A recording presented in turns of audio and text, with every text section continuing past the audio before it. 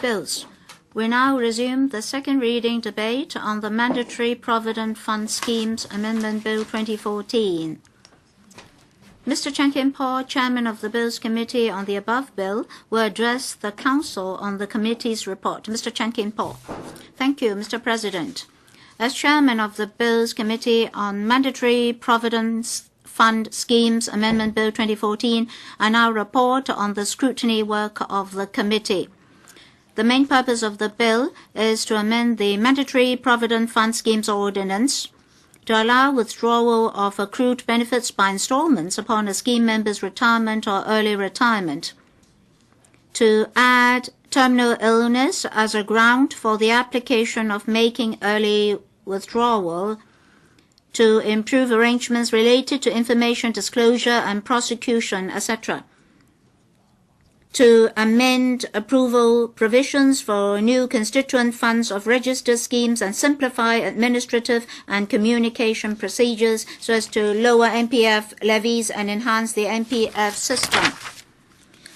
The Bills Committee support the phased withdrawal option, which allows more flexibility for scheme members.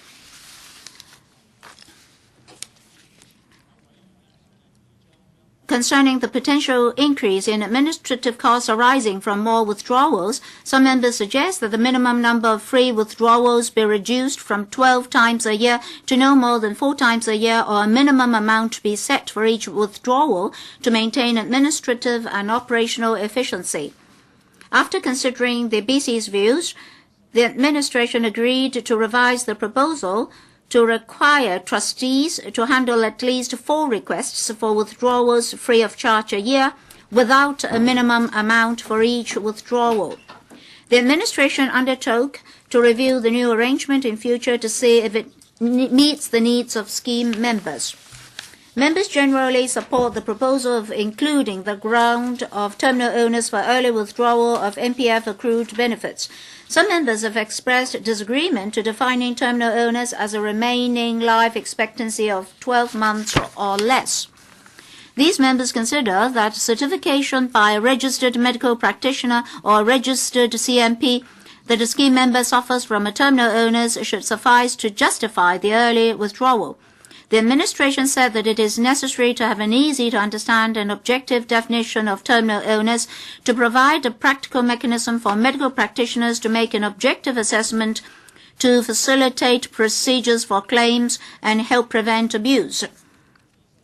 The administration further advised that the proposed definition is the outcome of the 2011-2012 public consultation and subsequent discussion with medical professional bodies and reference made to the Australian superannuation system. Some members opined that scheme members who are certified to have critical illness should be allowed to make early withdrawal to meet medical expenses and other financial needs. The administration explained that critical illness is not necessarily fatal. Allowing early withdrawal means less accrued benefits will remain for the requirement needs of the scheme member in future, which is inconsistent with the policy objective of the MPF system. Therefore, the administration does not consider it appropriate to add critical illness as grounds of early withdrawal of accrued benefits. Members in general support the proposal to promote electronic communications between trustees and scheme members, but some members were concerned that if e-communication is launched across the board, employees' right to information may be affected. Members believe scheme members should be allowed to use non-electronic means to manage their MPF accounts and suggested that measures should be adopted to prevent trustees from imposing a fee on paper correspondence. The administration said that scheme members could still choose non-electronic means for correspondence. Although the MPF ordinance does not prohibit administrative fees, none of the existing schemes intends to impose a fee on papers provided under a scheme. Besides, all fees have to be specified in offer documents.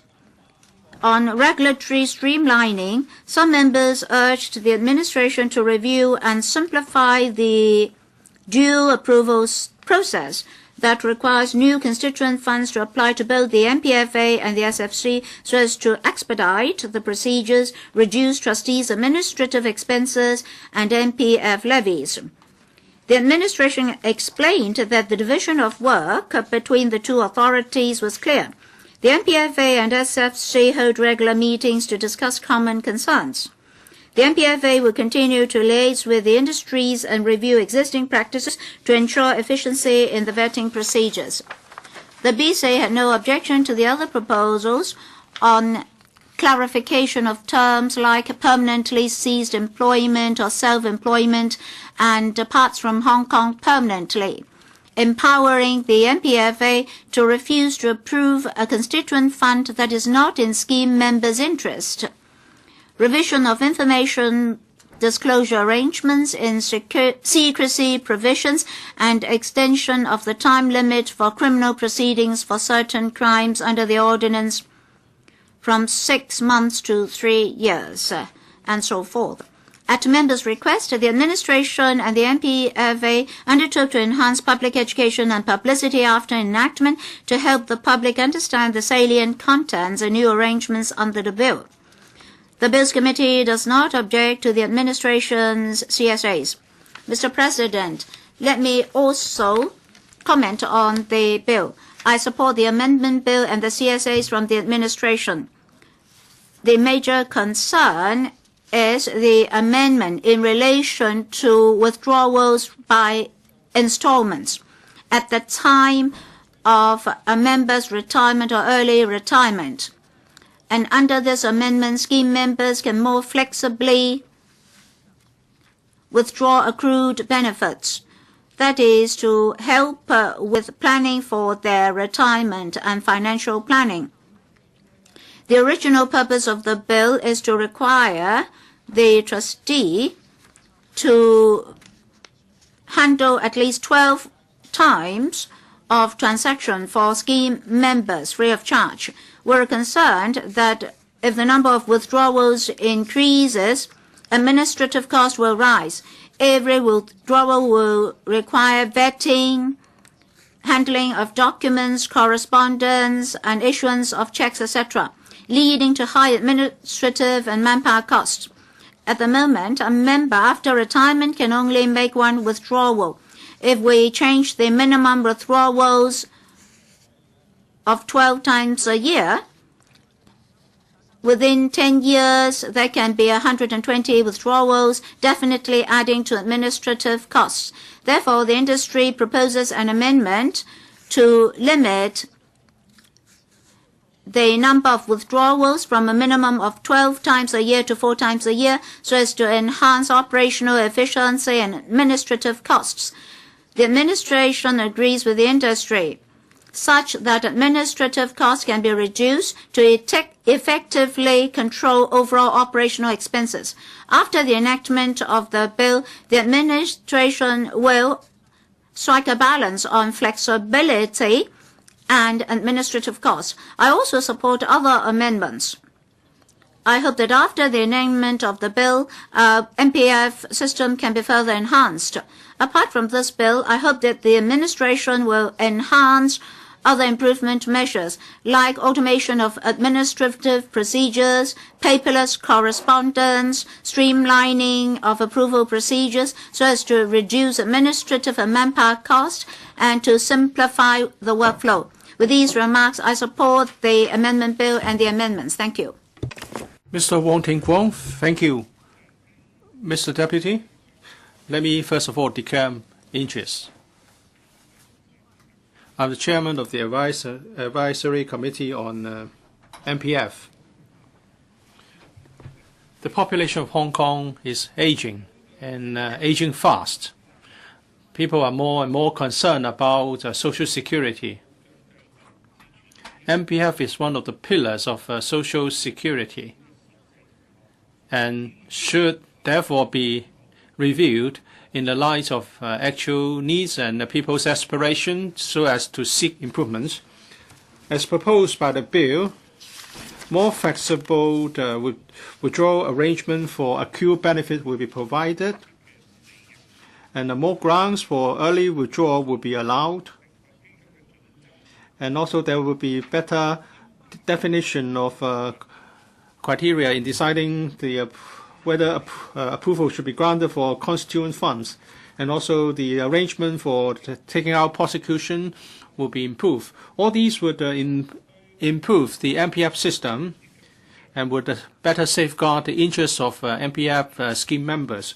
I support all these proposals. During the deliberations of the Bills Committee, members discussed a number of points at some depth, and there have been some concerns that I would want to talk about. And that is, upon retirement, a member can withdraw the accrued benefits by installments. This would provide the scheme member with more flexibility, more choices in relation to the withdrawal of their accrued benefits from the MPF scheme, so that they can better cater for their needs in retirement. Some members express certain views concerning the requirement to request these trustees to provide free of charge withdrawal of at least 12 times a year, and there should be no minimum withdrawal amount. Because allowing such arrangements, and if the rules are more generous, the higher the cost on the part of the trustees. And the cost will be shouldered by all scheme members. And this goes against the administration's intention to reduce MPF operational costs. Therefore, in the light of the Bills Committee's comments, the administration has agreed to introduce an amendment to provide for a minimum of 4 free of charge withdrawal a year, while no minimum withdrawal amount will be specified in the law. The amendments would help the trustees in keeping costs down and the burden, or the possibility of the burden being passed on to all scheme members. We have to safeguard the interests of scheme members and also to keep costs down. There should be a proper and reasonable balance between the two. There will be provisions in the law that the trustees cannot charge any fee for the purpose of making withdrawals in installments, or to deduct any sum from the amount payable. And after the bill is passed, the trustees would amend the provisions in the offering documents to mention specifically, to provide specifically the fees for withdrawal subsequent to the statutorily required free of charge withdrawals. And MPFA is responsible for offering the offering documents. I urge the administration, the authority, to monitor how this would work out in the future, so as to ensure transparency, and the new arrangements will be in the interest of scheme members, and there should be reviewed after some period of time. Mr. Deputy, on the ground of early withdrawal of accrued benefits, terminal illness will be included. I welcome this amendment. For those members who is expected to die very soon, the MPF benefits will no longer serve the purpose of providing for retirement. So this is a very practical arrangement. Well, someone has said that the saddest thing in life is that after you die, your money is still in the bank. And this proposed amendment has the support of the members of the Bills Committee. And the definition of terminal illness is that a remaining life expectancy of 12 months or less. Some deputations have criticized that this definition as being too harsh. And they suggest that it should be certified, it should be a certification by a registered medical practitioner or registered Chinese medicine practitioner. And also it should be based on critical illness.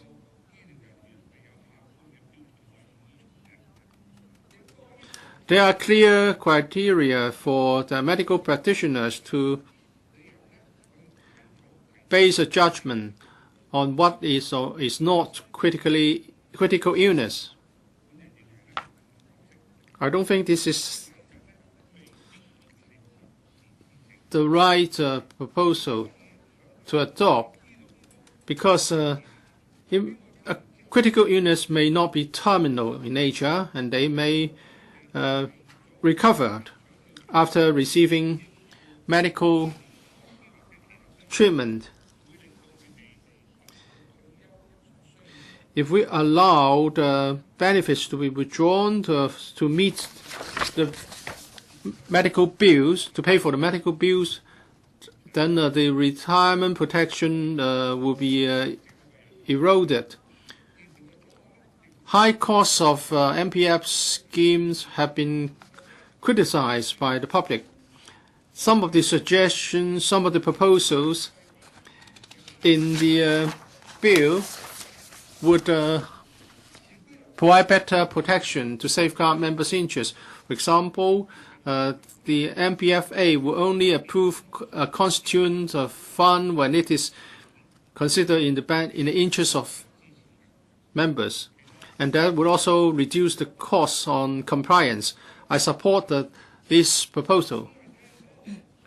Whenever we discussed MPF in the past, we always heard criticism such as low return and high cost. But there's no such thing as a perfect system. What we have to do is to review the system regularly and also to make improvements after the review and proactively seek better ways to improve the benefits. The administration has implemented many new measures. For example, the portability scheme, and also to encourage the amalgamation of accounts by scheme members and the trustees, and also to provide a list of the costs and fees of different schemes.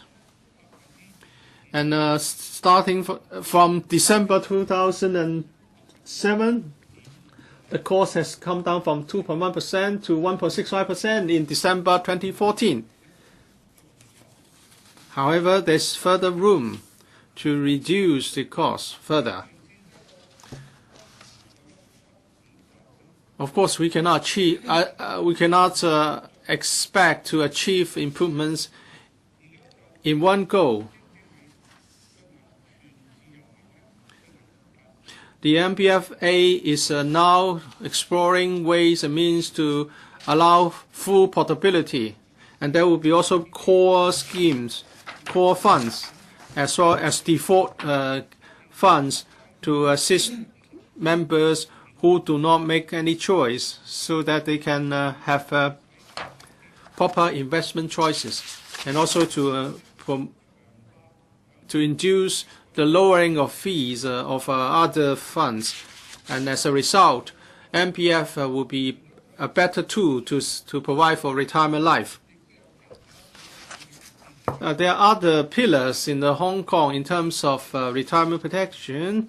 In the policy address delivered last week, a sum of $50 billion will be reserved to provide for retirement protection in the community. I believe retirement protection should be offered to those in need.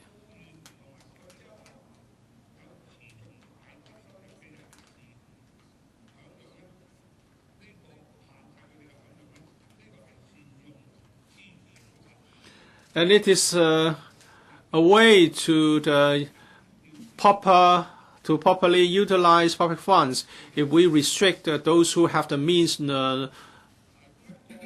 not to enjoy the community-wide protection we offer. We hope that the government would come up with a scheme that would balance the interests of different parties. And after this passage of this bill, I hope the administration would step up publicity on the amendments.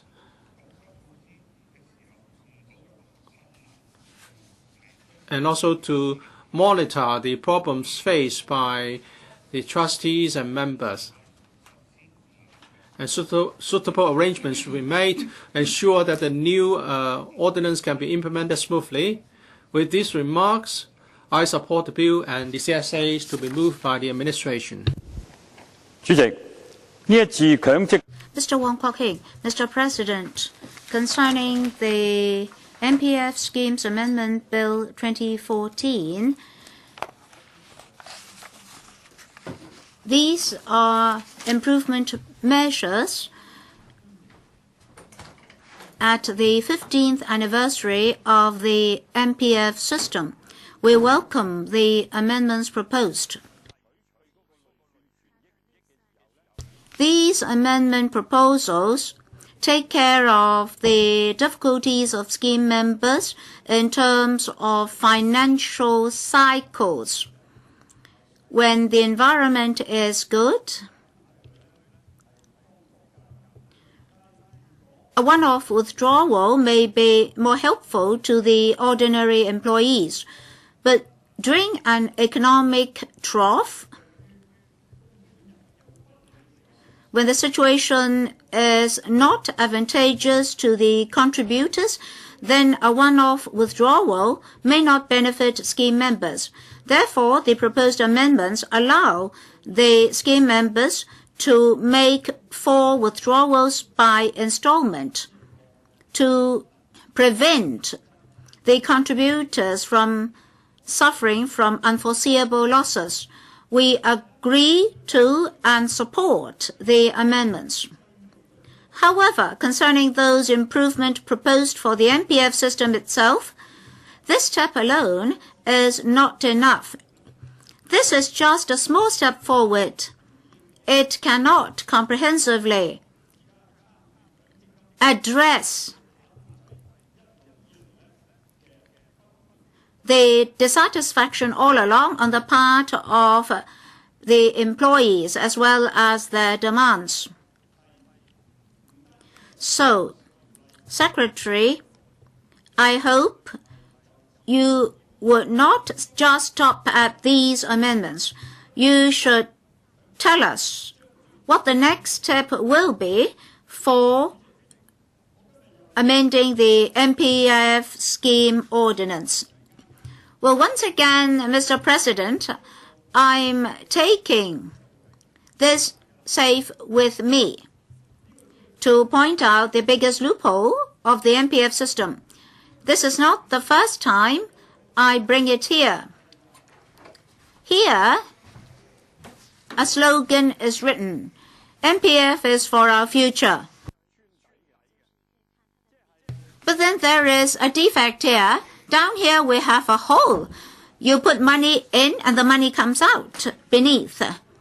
The employers have been reaping benefits from the system. We continuously put money in, but the money continuously leak away. Why this leakage? Under the MPF system, the purpose of saving up money is for our future. This is to allow the employees to save some money for their retirement. They will benefit from their own contributions as well as the employer's contribution. And all these contributions can benefit their retirement needs. However, under the existing MPF system, the accrued benefits are allowed to be offset against the long service payment and severance payment, long service payment and severance payment. That is the loophole here. The accrued benefits will leak away, leaking into the pockets of the bosses, the employers. This is the most critical criticism as well as biggest dissatisfaction on the part of the employees. If the government wants to resolve future retirement problems, this loophole should be plugged, and the government should at least abolish the offsetting mechanism. At the moment, because of layoffs, because of termination of contracts, because of business closure, etc., employers can offset the accrued benefits with severance payments and long service payments. In the past 5 years, the NPF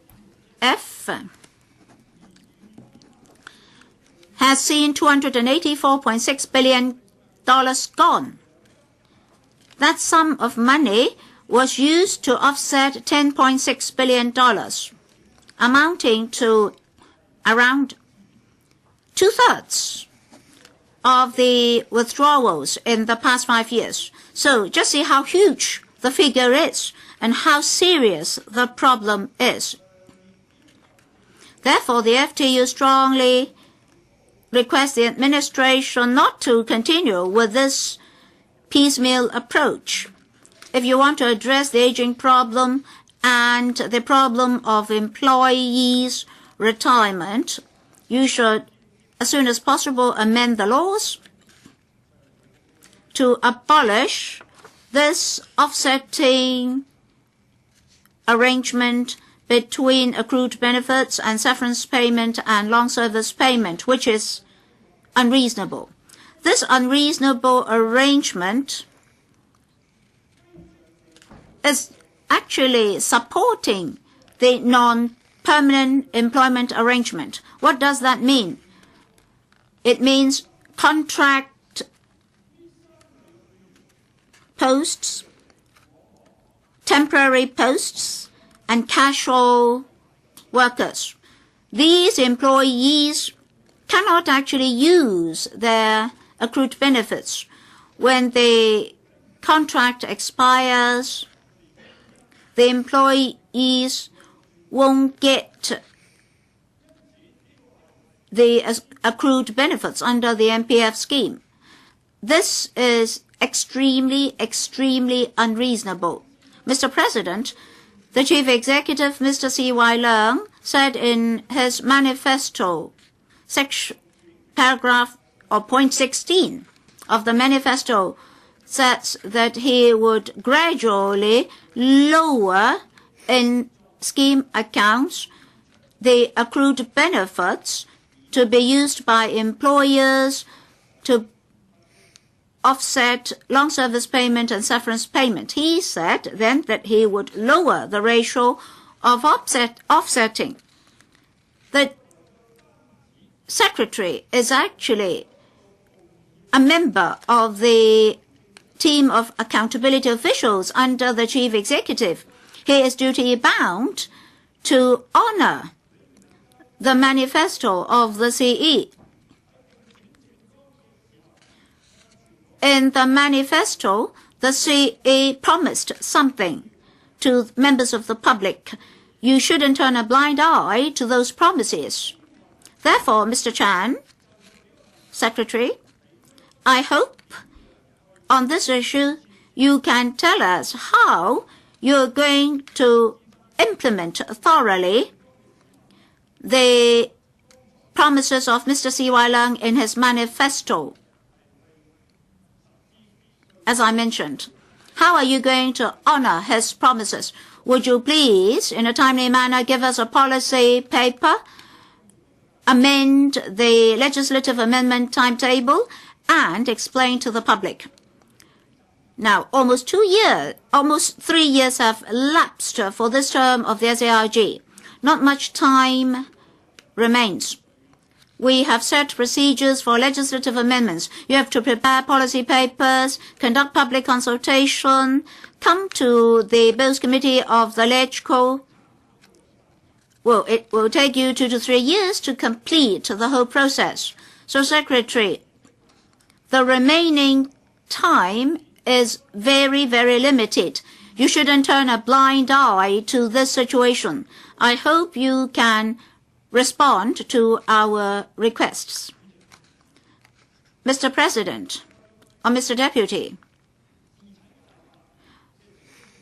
we succeeded in legislating for paternity leave. At the beginning, when the FTU strived for legislative amendments for paternity leave, the administration had huge reservation. The pressure came from the employers. We understand that the issue is controversial. Different interests are involved. Yet, the former chief executive, Mr. Donald Tsang, first experimented the proposal in the civil service.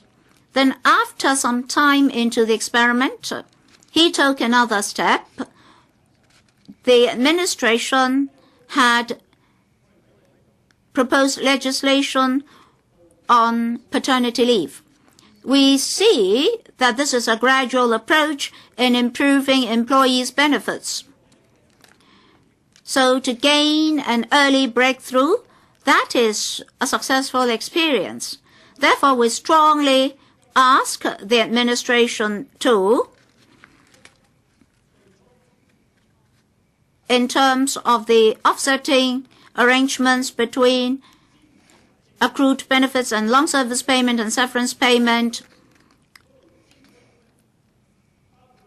conduct an experiment within the civil service covering both the permanent posts as well as the contract staff. At the moment, there are about 160,000 civil servants, of which 12,000 odd are contract staff. Of these contract staff, according to the administration's information, about 7,000 persons had been employed continuously for over 2 years. Once the contracts expire and they leave the civil service, then they're just like those employees put under this offsetting mechanism for accrued benefits and long service payment and severance payment. This situation has resulted in equal work but unequal pay within the civil service. There's resentment and grumbles within the civil service. The government should resolve that conflict first. The government does not have to amend our laws. Administrative instructions or orders alone will suffice for the civil service. So why doesn't the government do it? We have the successful experience with paternity leave. So why can't the government start with itself? Recently, under the FTU, we have a civil service body between October and December last year, interviewed 300 odd in-service civil servants. 50% odd of them continuously served for 5 years and 75% were contract staff. In that survey, they strongly opined that they support the abolition of the offsetting mechanism. They strongly agree that the government should take the lead. So, we urge this term of the SARG to take the lead, to set an example as a model employer. You don't need to go through legislative procedures. You don't need to go through a long process. You don't need to go to the LAB. You don't need to overcome major controversies between employers and employees. It just depends on your own thoughts. So I sincerely urge that after the enactment of the amendment bill today, the government immediately studies how to set a good model as a good employer. Start with contract staff and staff under outsourced work, and then abolish the offsetting mechanism between accrued benefits and long service payment and severance payment. The government should give us a response today. In the public service panel of this council, I raised this many times with the CSB. The CSB said that if the law changes, they will change. But my proposal does not require legislative amendment. It only requires an administrative decision on the part of the government. It only depends on the administrative determination of the government. So, Secretary, as the Bureau Director overseeing the MPF, please take this historic step to give us a breakthrough response on abolishing this offsetting mechanism. Mr. Siu-ping, Mr. Deputy, I have to declare interest because I am a board member of the MPFA board. The operation of the MPF ordinance is not operating well, and therefore it has caused a lot of criticisms. The amendment to the law improving its operation or improving the operation of the MPF schemes, though they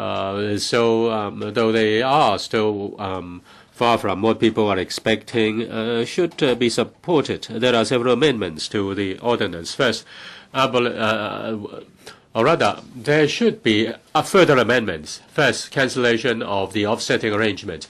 After offsetting, there is not much left from the MPF benefits.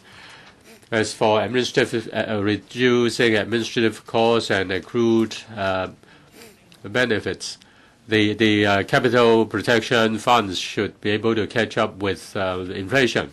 There should also be MPF for home carers.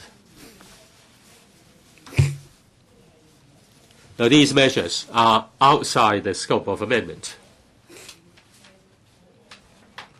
In studying the bill, some members suggested the concept of public trustee. It provides a MPF that has a stable return.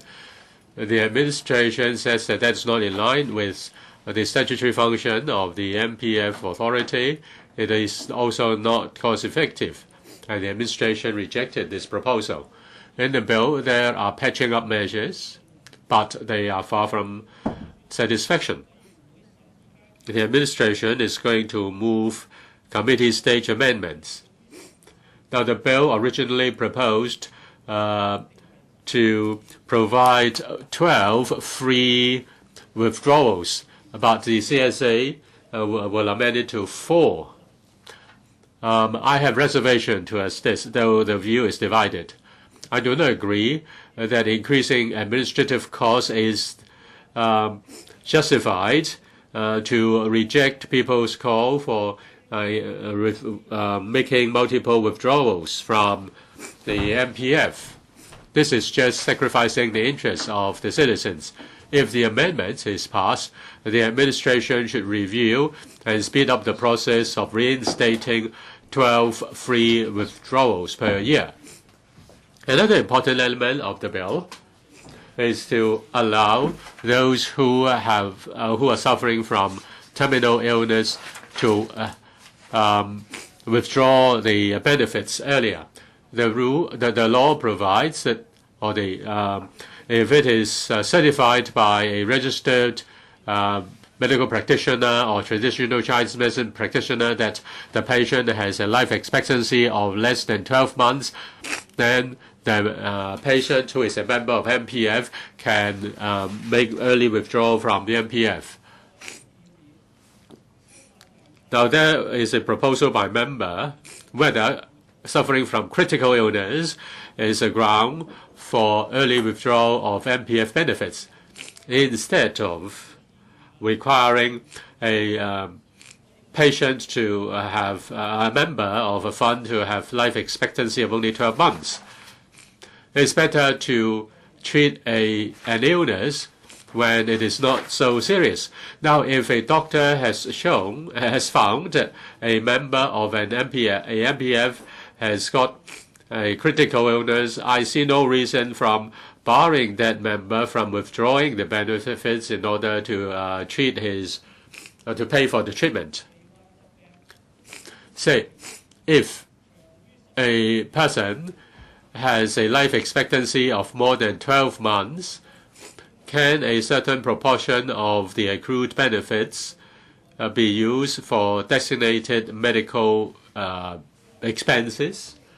Mr. Deputy, I welcome the relaxation of the time bar for prosecuting employers who breach the MPF law.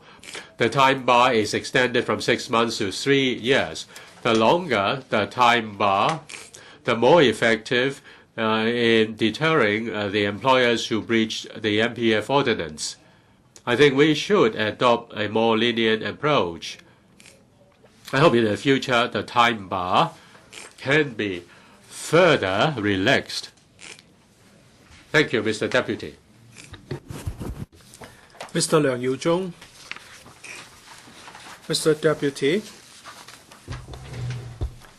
this bill on MPF seeks to introduce 8 amendments and some related ones. The administration stresses that these are major amendments and they are the result of hard work. If we just look at the MPF as bill, then it may be the case that they are major amendments. But if we look at the MPF scheme as our retirement protection scheme, then you will see that these amendments are piecemeal and they are not going to help with the provision of universal retirement protection. MPF schemes cover only a limited field. For example, housewives are not covered. When they retire, they don't have any retirement protection. They have to depend on other people or the government for a living.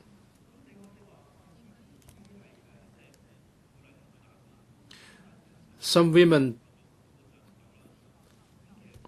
are not protected because they are not working. The same goes for the chronically ill or the unemployed. So you do not offer protection to those who work. But what about those who are working?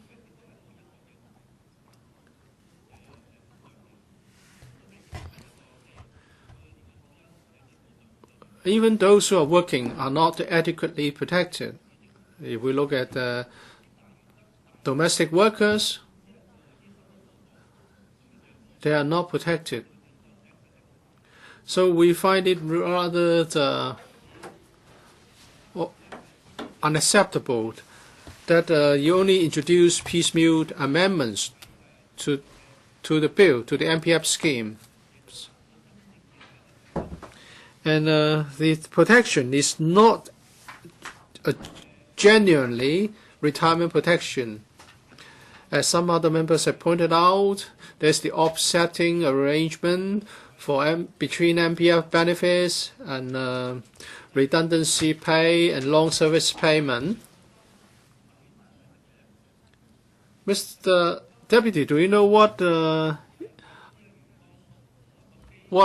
long service payments and severance pay? The long service payment is made based on a long service. If an employee has worked for a prolonged period for an employer, the long service payment is payable. This has got nothing to do with retirement. And what about severance pay? If an organization or an employer is to close down a business, the severance pay is made to the dismissed employee because he may not be able to get another job in the short term. But now the administration provides for the offsetting arrangement between MPF and LSP or severance pay. And after the offsetting is made, the benefits enjoyed by the employee in retirement will be diminished. These problems are not tackled by the administration. Instead, they just look at things within the MPF schemes. For example, if you are terminally ill, you are allowed to withdraw the benefits early. But it just covers terminal illness, and that's the requirement that the life expectancy is 12 months or less. You are not allowed to do the same, even if you are critically ill. So you can only do this 12 months before you die. Isn't that cruel? For those who are suffering from critical illnesses or terminal illnesses, they need money when their life is going to end. They need money to buy drugs. So you favor those who are going to die soon to those who are not going to die soon. Well, you don't want to die even if you have retired. So why do you have to make it a rule that early withdrawal will only be allowed if you are going to die in 12 months? And if you want to withdraw your benefits early, you can do so over in 12 monthly installments in the original proposal, and now it's just 4 withdrawals a year.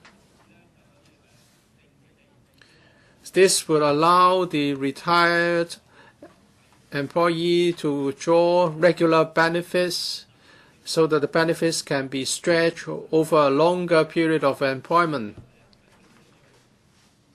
And now it's only 4 times, maximum 4 times annually, and the amount is not limited. The purpose is to allow people to withdraw, to make monthly withdrawals, and now it's just 4 times annually. What about the period after making all the 4 withdrawals? The concept will fail to achieve its intended purpose.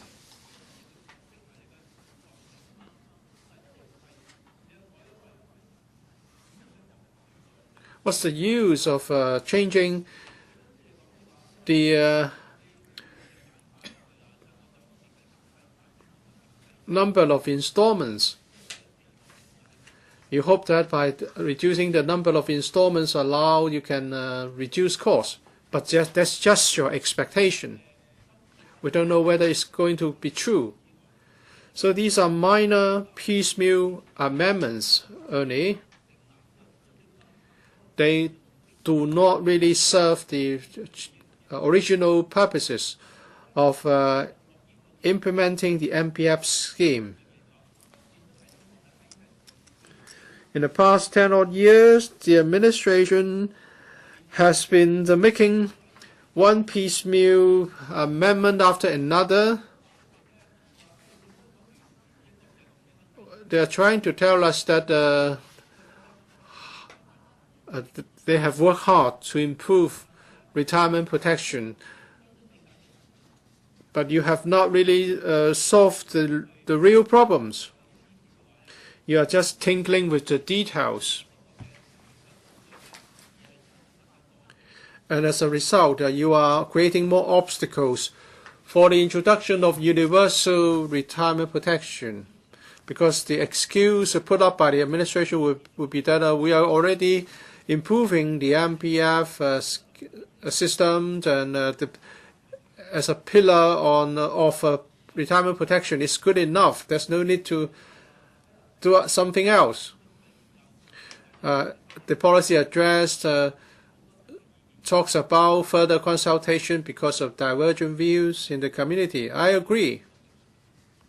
One of the points of contention is the fact that we have MPF. We've been told that there are 3 pillars or 4 pillars, and the fact that we have MPF has been quoted as an excuse not to have a universal retirement protection scheme. But I'm not suggesting that we should make it a poor scheme, make MPF a poor scheme. But if you do not offer real solutions, we cannot really tackle the problems arising from an aging population. There are long-standing problems. For example, the MPF system does not cover women, the chronically ill, domestic helpers,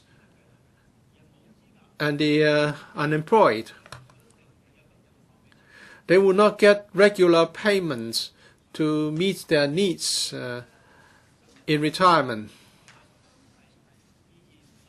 So the amendments, in my view, are not meaningful, are not very meaningful. Secretary, could you please consider how we can introduce a universal retirement protection system in Hong Kong so that everyone would have a secure retirement life? Some women are concerned about their retirement because they would get married and have children. They would have to resign to take care of the family members. And when they grow older, their children have grown up. They have to take care of their family. They cannot work. So what should they do? Professor Chen, how are you going to solve the protection problems? The government has been turning a blind eye to the problems. We've been told that the administration will pay attention to the aging population and associated problems. Don't just talk about it. Please tell us how are you going to solve the problems for these ignored people. Dr. Kwok-hung or Mr. Sin Chung Kai. Thank you, Mr. Deputy. Can you hear me? Concerning this Mandatory Provident Fund Schemes Amendment Bill 2014, the MPF scheme started on the 1st of December, 14 months ago. According to government's policy paper, we would like to have this second pillar of the 5 major pillars for retirement according to international standards. Our experience tells us that the contributions under the MPF schemes cannot meet retirement demands. Last year, the return rate was only 1.53%, the poorest after 2011. In 2014, the inflation rate will be 4.3%. The employees won't be able to catch up with inflation, thus saddening. And administrative fees under the MPF schemes are high, and all along that was subject to criticisms. Now, the administration proposes the MPFS Amendment Bill 2014. This is just a patchy remedy to the scheme. That is to allow scheme members to have early withdrawals of accrued benefits for their retirement and early retirement. when an employee retires during an economic trough, he only has two choices. One is a one-off withdrawal of the accrued benefits. However, if the unit price is low and he has to sell the units at that time, he suffers a loss. Otherwise, the retiree will have to wait till his retirement. If he does not have much savings and have livelihood problems, both options will impact on his daily living. As regards the number of free withdrawals, the statutory requirement as proposed in the bill is that a trustee must handle at least 12 times of withdrawals a year, at least, free of charge. Later, the industry had comments, and then that was amended to 4 times a year. Whether it should be 4 times or 12 times a year free of charge, of course, the more free withdrawals employees have, the better for them. However, this is an academic issue. A lot of people would quickly withdraw their accrued benefits if such withdrawals are free of charge. What about this proposal 4 times a year? Will there be a huge impact? The Bills Committee did not discuss this in detail. Some members put up a request and the administration quickly accepted it. I don't understand. Without broad consultation, the administration accepted the proposed amendment to 4 times a year. Originally, it should be 12 free withdrawals a year. Now, the administration conceded and accepted 4 times a year. We deem that unnecessary. We actually support 12 times a year. So we'll oppose the CSA in this regard. We won't support your CSA in this regard. Another controversy under this amendment bill is this new proposal to use terminal illness as an extra ground for withdrawal. That is, when a scheme member has only a very short lifetime remaining, he can withdraw the accrued benefits. Now, this is controversial, and we discussed that many times. Now, the administration proposes that when a registered practical practitioner or registered CMP can certify that the remaining lifetime is less than 12 months, then that is considered to be a terminal illness. Well, in a moment, Dr. Kwok will comment on this. But whether or not that's terminal is subjective. Take, for example, terminal cancer, stage 4 cancer. Well, that's more objective. However, such a patient may still have more than 12 months life. So for a terminal cancer patient, should you not allow him to have early withdrawal? I'm dissatisfied with the administration's response to that arrangement. But the administration is moving an amendment to make it 12 months. Well, more flexibility is allowed. Apparently, you're facilitating those scheme members who are suffering from critical illnesses. But in fact, you're not offering them too much benefits.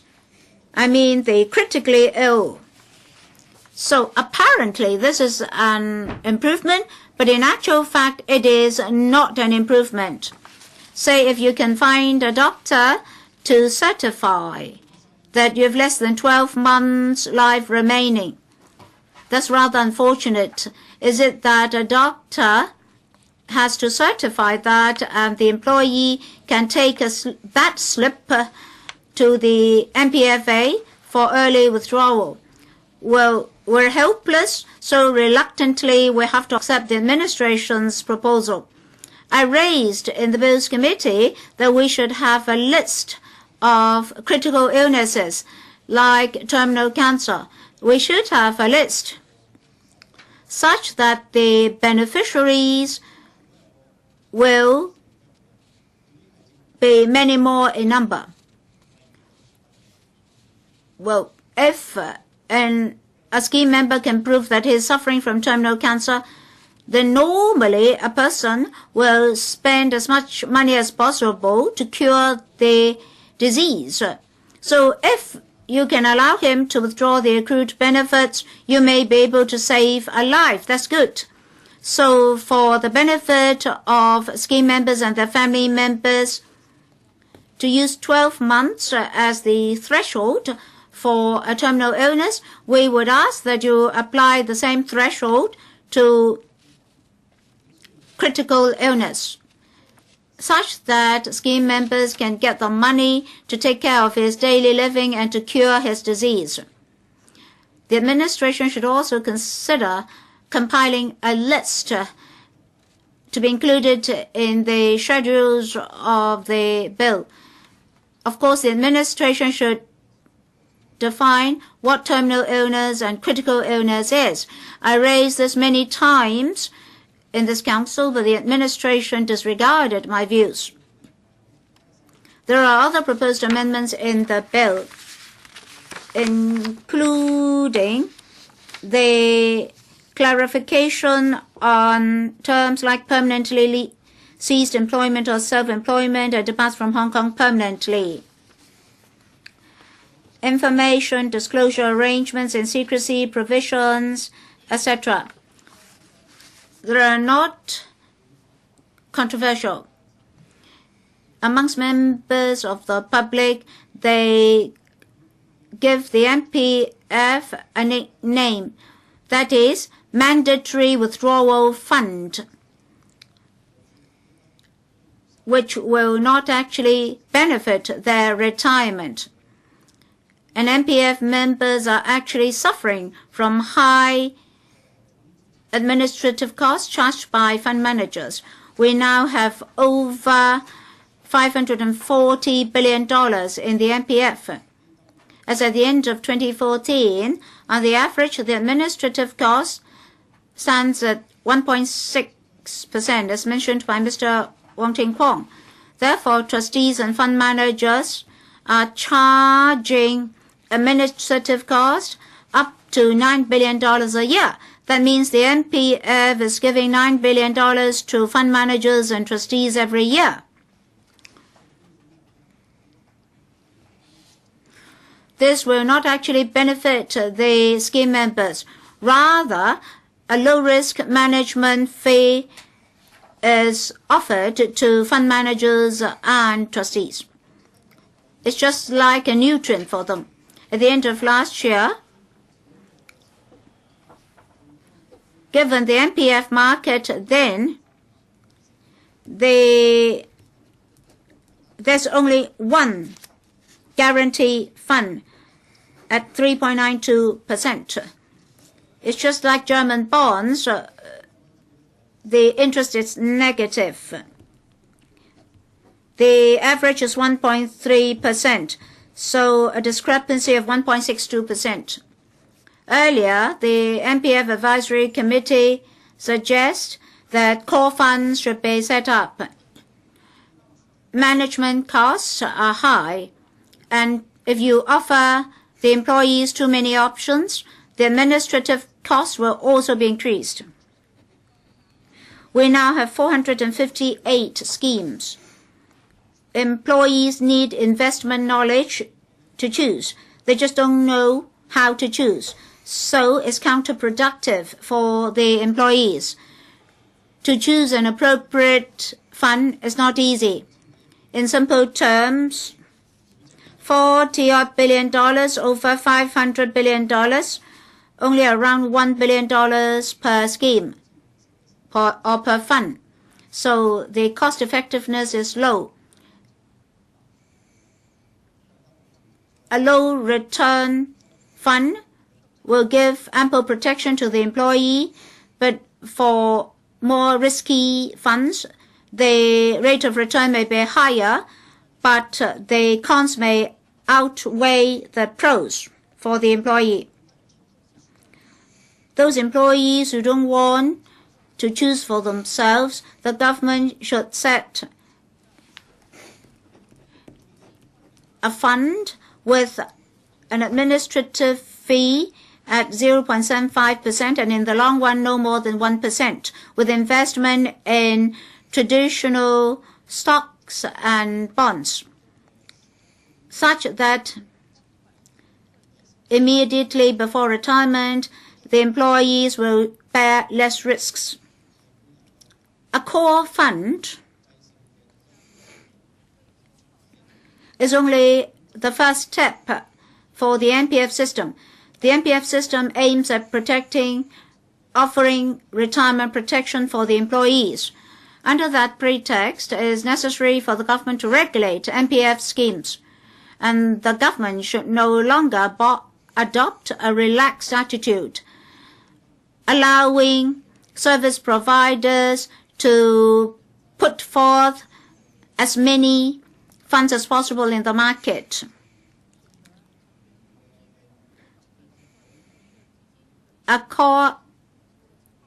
The scheme funds available at the moment have different degrees of risks, so employees may be bearing the brunt. So the administration should enhance its regulation to set the investment methods in accordance with the conditions, age, assets, and risk-bearing standard of the employees. At the moment, we have private funds under the NPF, which is market-oriented, but then not enough protection is offered to the employees. There's this international monitoring body which looks at dozens of jurisdictions throughout the world, and Hong Kong ranks third on management cost. The market share now is 75.3%, serving as the major obstacle for improvement. The Democratic Party is of the view that a cheap option should be offered to the employees so as to benefit the retirees and to reduce the operational cost of the core fund. There must be a public trustees and a separate statutory body, making reference from a UK Act on trust funds in 2012. Government loans will serve as the financing method. The effect of nets is market. The administrative fee is only 0.5% approximately, so the government should start a study on this. Dr. Kwok. Thank you, Mr. Deputy. We are to discuss the MPF Scheme Amendment Bill. I feel a bit uneasy. Mr. Secretary, you came from the financial sector. You understand that any financial product bears risk and transaction costs and administrative cost. And the scheme that is to look after people when they retire is given to the MPF scheme, which is not well regulated or well supported. Now, since the implementation 14 years ago, the administration now propose a number of patch-up measures. But how can the MPF schemes achieve the target of retirement protection? After we go through all these amendments, endorse all these amendments, we can't achieve the objective. And also the 3 million wage earners will be disappointed. We understand that before reunification in the 1980s, the government was subject to a lot of pressure, and there were a lot of discussion. There was a consultation paper on Central Provident Fund. In 1987, the then Governor Wilson announced that there would not be any CPF. In 1993, Chris Patten, the then governor, proposed to set up an old-age pension in his policy address. What was the outcome? The Chinese representative of the Joint Liaison Group strongly criticized the scheme and said that it would lead to a car crash. Now, these criticisms were rather one-sided or biased. And in fact, it is indeed sad to see that a scheme that could have protected the wage earners and enabled them to have a good retirement was dashed. Now we see in 1998, the provisional LegCo launched the scheme, MPF scheme, and the scheme was running, started to run in 2010. As for those who participated in MPF schemes, they are really disappointed, and they really find it very regrettable. If the MPF is able to give us a good retirement, we would have proposed the rather controversial universal retirement protection.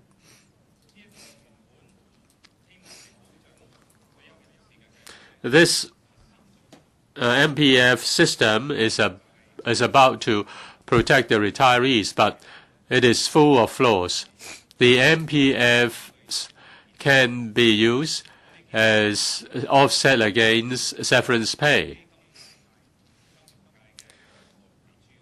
The MPF schemes have become the really a piece of cake for the fund industry.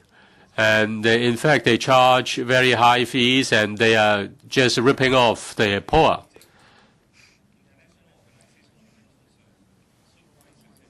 International Organization of Pension Supervisors did a comparison among 21 countries or cities which practice pension schemes. Hong Kong's administrative cost is 1.79%, which is just behind Turkey, Czech Republic, and Serbia. Other countries charge less than 1%.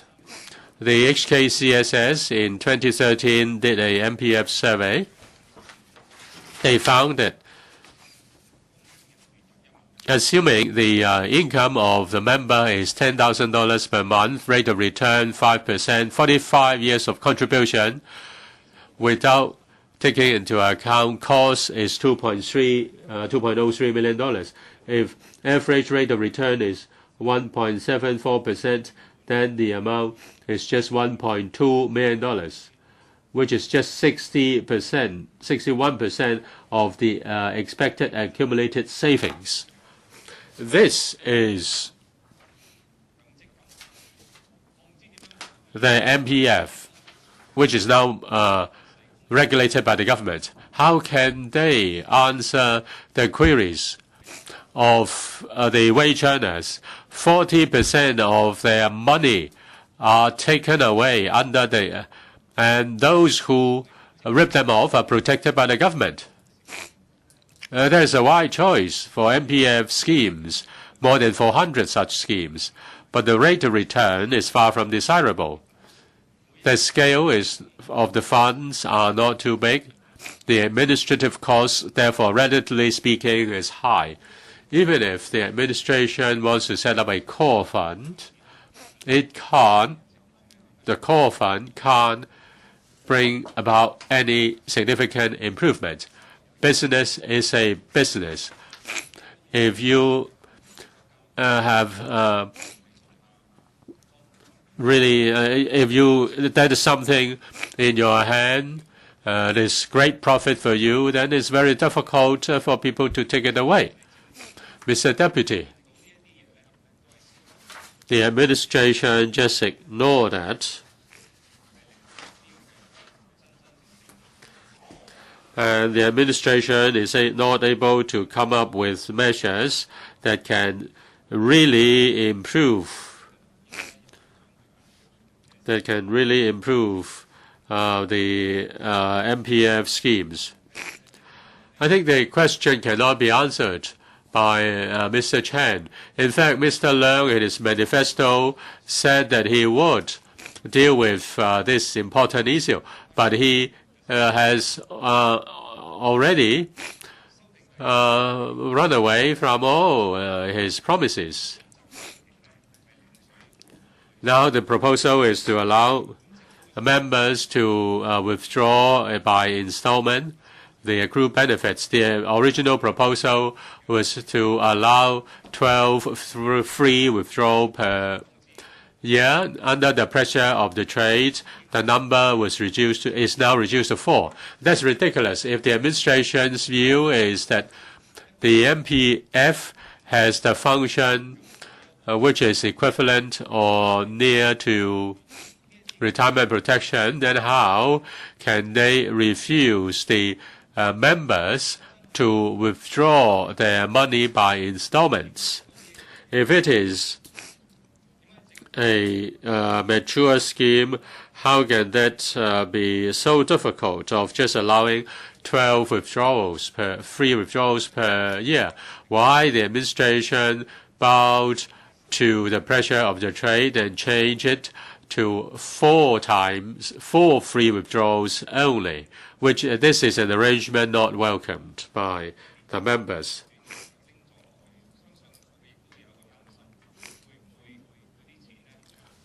And that is also the worry whether each withdrawal will be required to be of a certain big sum so that future protection will decline. The administration has not heard members' objection in this regard. As for the second amendment, that is adopting terminal illness as the ground for early withdrawal. But there is a requirement, and that is the member has to have suffered an illness which will lead to less than lifespan of 12 months. I'm a doctor. I'm not a fortune teller. I really cannot say definitely that the life expectancy of this patient or that patient has less than 12 months of expectancy. The accrued benefits are the savings of the member. That is no different from his savings in a bank account. He has got a terminal illness. He needs the money to do something. Maybe he wants to do something which he longed to do and has not yet realized this hope. He may just give it as a gift to his family. He may want to use the money to get treatment. He may use this to buy some nutritious food to augment his health. But with this unreasonable condition, which is 12 months or less life expectancy, that's really saddening. Now, while a person is ill, is having a terminal illness, and he still has to beg the doctor, write a certificate for me, and say that I will die definitely within 12 months. Otherwise, the government will not allow me to withdraw the money which I have saved for more than several decades. How ridiculous it is. Now, Mr. Secretary, you have a lot of money. You don't know how people suffer from terminal illness, who are fighting very hard to lengthen their life expectancy. There is a drug formulary under the HA. As long as the medicine is very expensive, it will not be on the list. Even if people died, they just ignore that. The list will only be any new and effective medicine will only be put into the drug formulary after a long period of time, after many people have already died, though they would have been saved with these medicine. If you want to have effective medicine outside the drug formulary, you have to pay out of your own pocket. And if he gets the medicine, his life expectancy may be more than 12 months. It is difficult for him to pay for the drug, but he will be disappointed if the Samaritan Fund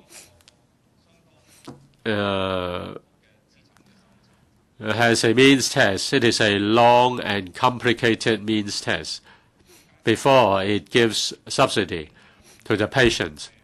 Now the patient is already very ill, terminal illness, mind you, and the government is trying to set up roadblocks all the way.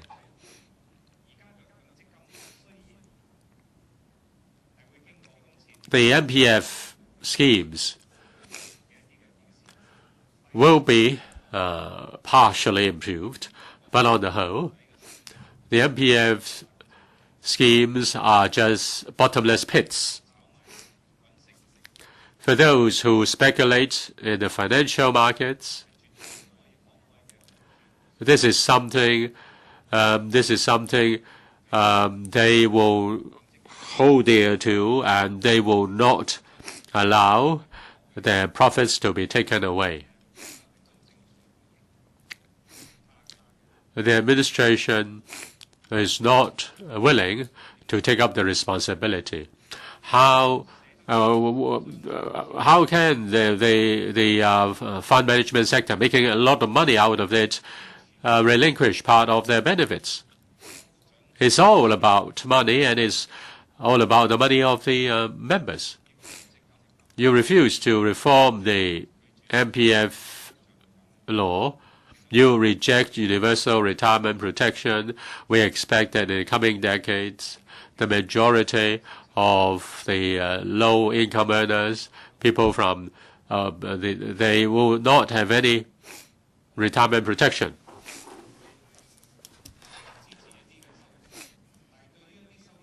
The Civic Party will not refrain from supporting the amendments, but the amendments that are not in the interest of employees, including reducing the number of withdrawals from 12 to 4, will not be supported. Mr. Kwok, your time is up.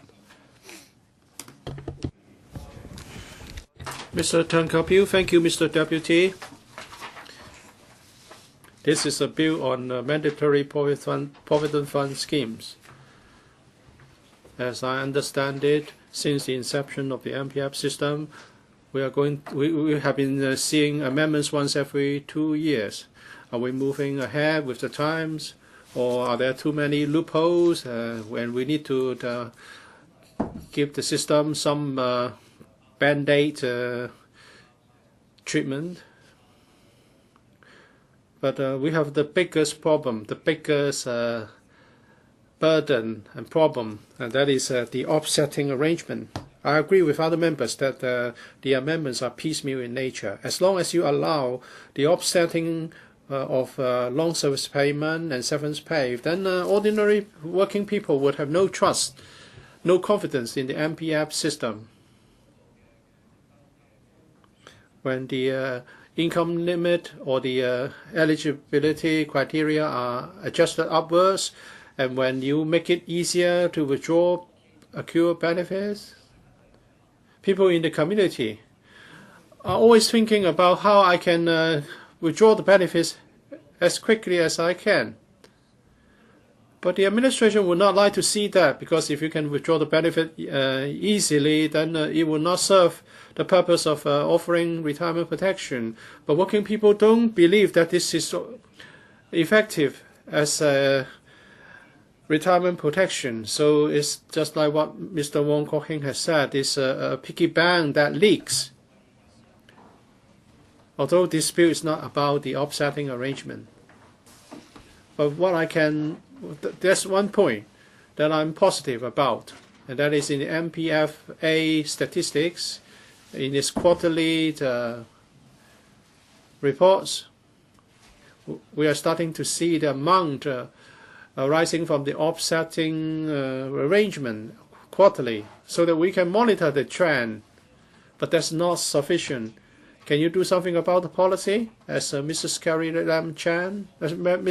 Lam has said, you should work to fulfill the pledge in Mr. Chi-wai Leung's manifesto, and that is to reduce the fees and charges of MPF schemes. And you are the responsible secretary, Professor Chan. And also Mr. Matthew Cheung is responsible for tackling the offsetting problem.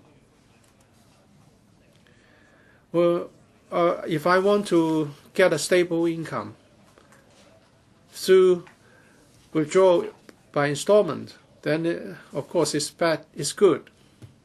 But there's a problem. If the member is not good at managing finances, the money can be all spent very soon.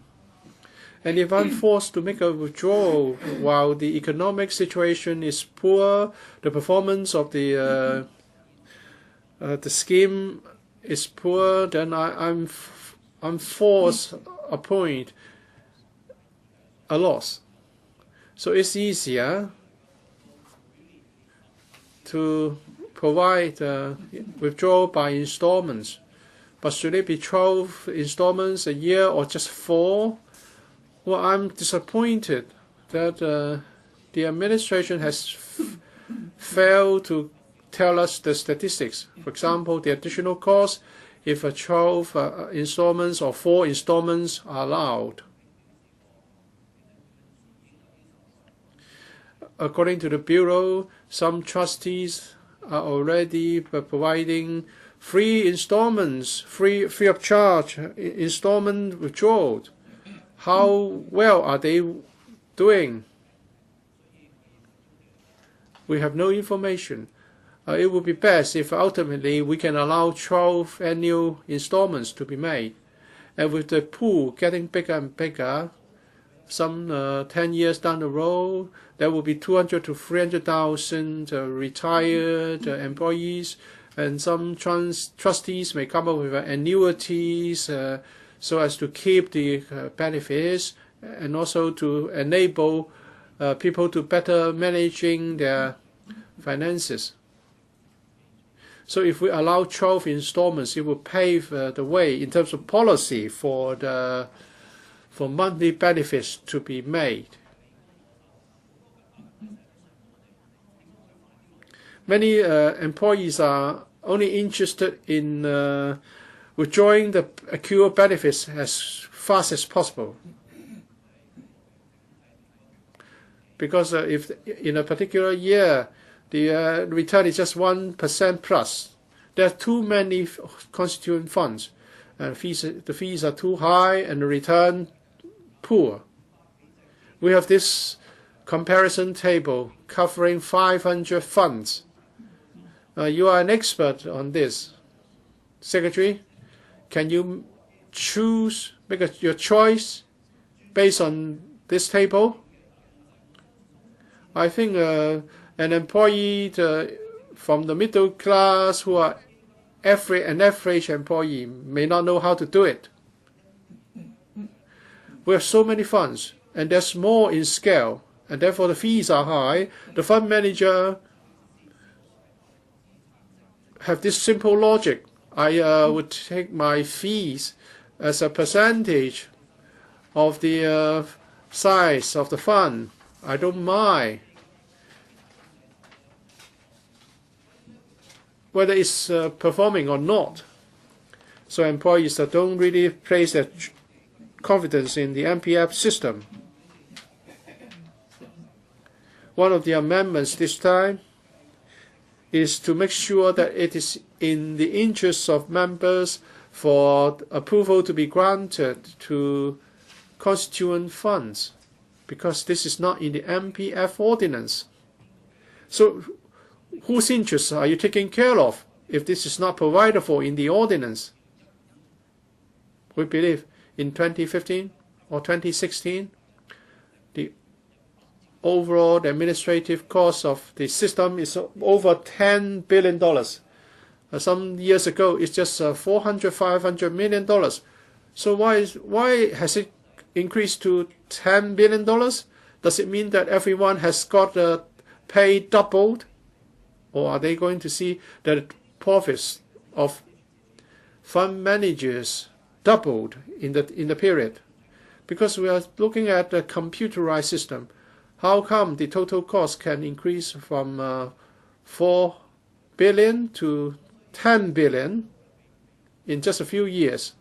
So piecemeal amendments are not good enough. With this criterion adopted, and that is the approval of constituent funds will be based on whether it's in the interests of members. So what's the difference of having this and not having this? It seems that the trustees are not designing and managing the funds in the interest of the members. So if this is amended and you have this reference of members' interests in the law, it's more assuring. There were 200 funds since the inception of the system, and there are 500 funds now. It's doubled over a span of just over 10 years. Is it good or is it not good? You should conduct a review. We have noticed that the schemes, registered schemes, has come down from 40-odd to 38, and the number of constituent funds has gone down from 550 to 537. So you have tried to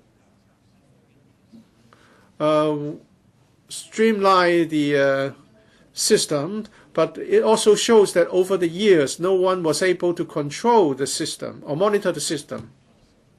As for the eligibility of terminal illness, it requires certification from a doctor that the life expectancy is no more than 12 months.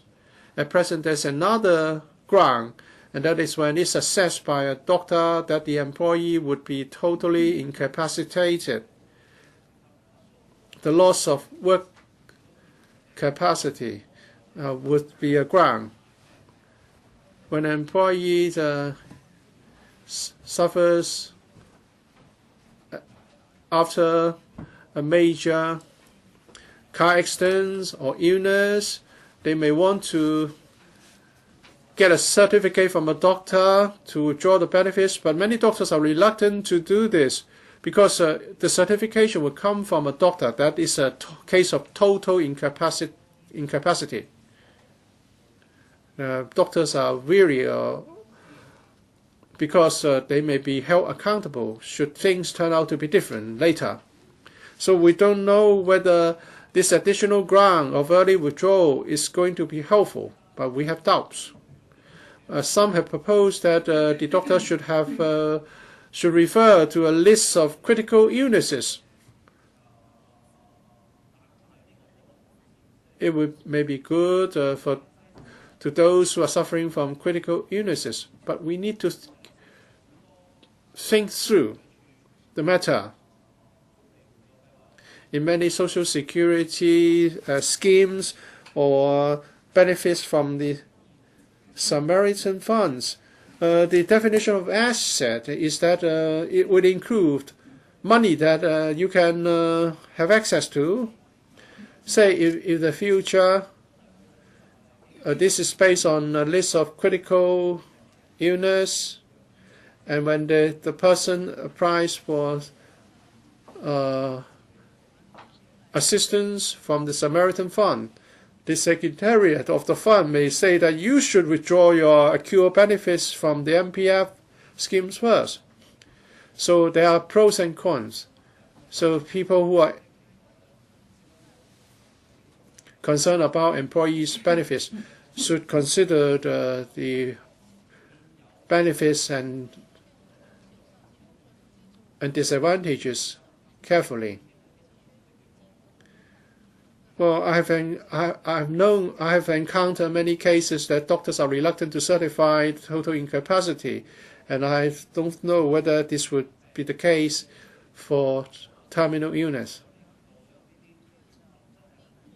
We allow early withdrawal by those who are suffering from a terminal illness because we want to prevent the accrual benefits from becoming his estate, so that there is even more troublesome for the beneficiaries. So I hope you can liaise with the HAD and the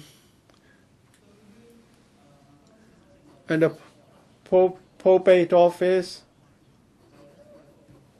to look at how estates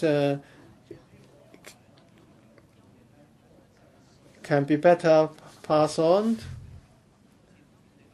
through the court system. And there's another amendment on secrecy provisions so as to better prevent the tax evasion. We have been asking for information in this council, and we've often been told that there's no such information. On the 20th of February 2013 and the 24th of April 2011, 2013, I asked questions about the FH age profiles and the FH return. And I was told in the reply that the statistics were not collected in the MPF system.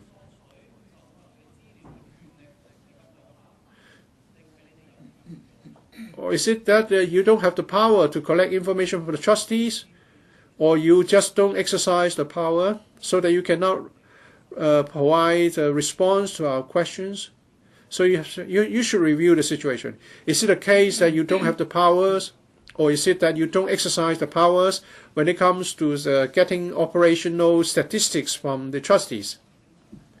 In relation to the spirit and the amendments, the FTU supports the bill, but these are piecemeal amendments. An important matter under consideration is the core fund. I have to make an appeal. We must incorporate the concept of public trustees. Teachers have their own trustees. The fees is just 0.5. How is it possible? Because they have a committee who would deal with the administrators, the fund managers. They can exert pressure to cut costs. If the core fund is managed by the 15 managers, then it's just the same. Mr. Lee Cheuk-yan, Mr. Deputy, every now and then this council has to discuss MPF. Frankly speaking, every time we only got piecemeal amendments. But then there are so many problems with the MPF system. Starting from day one, we've been repeating the same problems. And again, the problems remain unsolved. Every time the government proposed some improvement, but those improvements are really trivial. But of course, we still had to take the very piecemeal improvement measures. This happens again in this exercise. Every time when the bureau director came, we went through all the problems with him, but every time there's no response from the administration. And every time the administration did something did something. Last time, it was portability. This time, those suffering from critical illnesses can have withdrawals and also annuity. Maybe later we'll get core fund or some other trivial remedies. Every time only trivial remedies came. The greatest and fundamental loophole of the MPF schemes, you did not touch upon them. Number one, the administrative costs are too high. The money goes to the trustees and the fund managers. They reap all the profits. And recently there were some data which saddened the employees.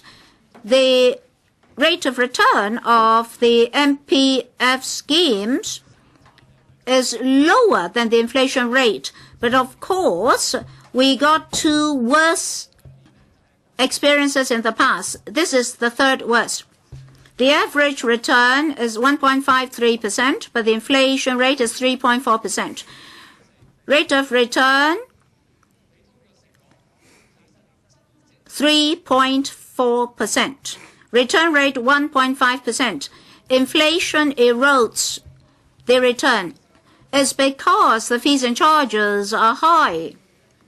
On the average, the administrative fee is 1.7%.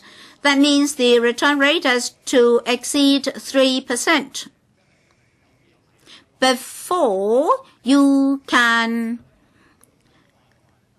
balance the book. Otherwise, you cannot catch up with inflation. You cannot meet your living needs. Therefore, we can see how poor the figures are. All benefits are eroded by administrative fees. And then after the portability system came into place, the return rate dropped from 1.74% to 1.65%.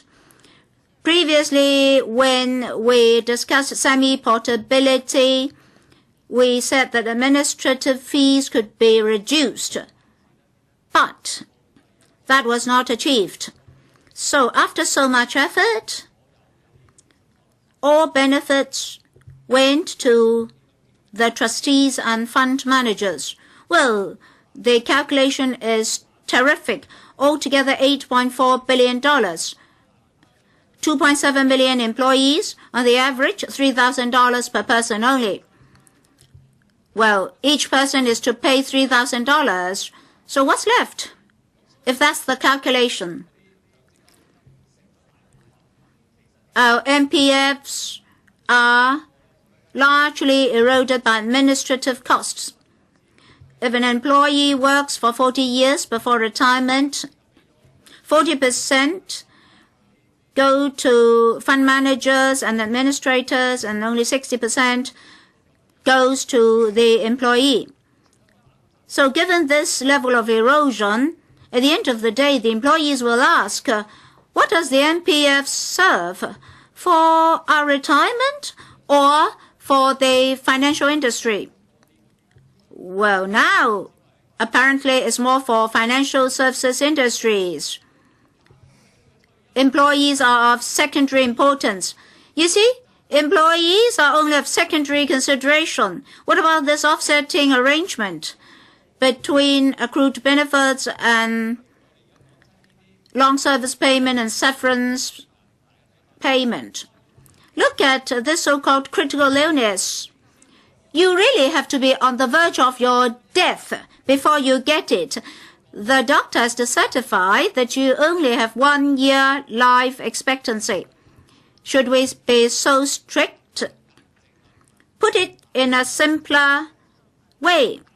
If a person contracts cancer, it's already very agonizing. Yes, the person may live on for 5 to 10 years, but he cannot work.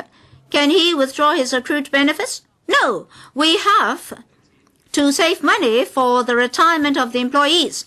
We are considering the interest of the employees, so we must not allow them to have early withdrawal. That sounds good. But then, if an employer lays off his employees, there can be withdrawals. You always take care of the interest of the business sector and disregards employees' interest. You only say that, oh, I'm just doing this for your good. Withdraw it only at the time of retirement. So why don't you apply the same principle to the employers? Mr. Wong Kwok-hing say you have responsibility. No, you don't have responsibility. Chi-wai Leung wrote that into his manifesto, but he did not honor his promise. Well, you tell us, oh, we won't renege on our promise.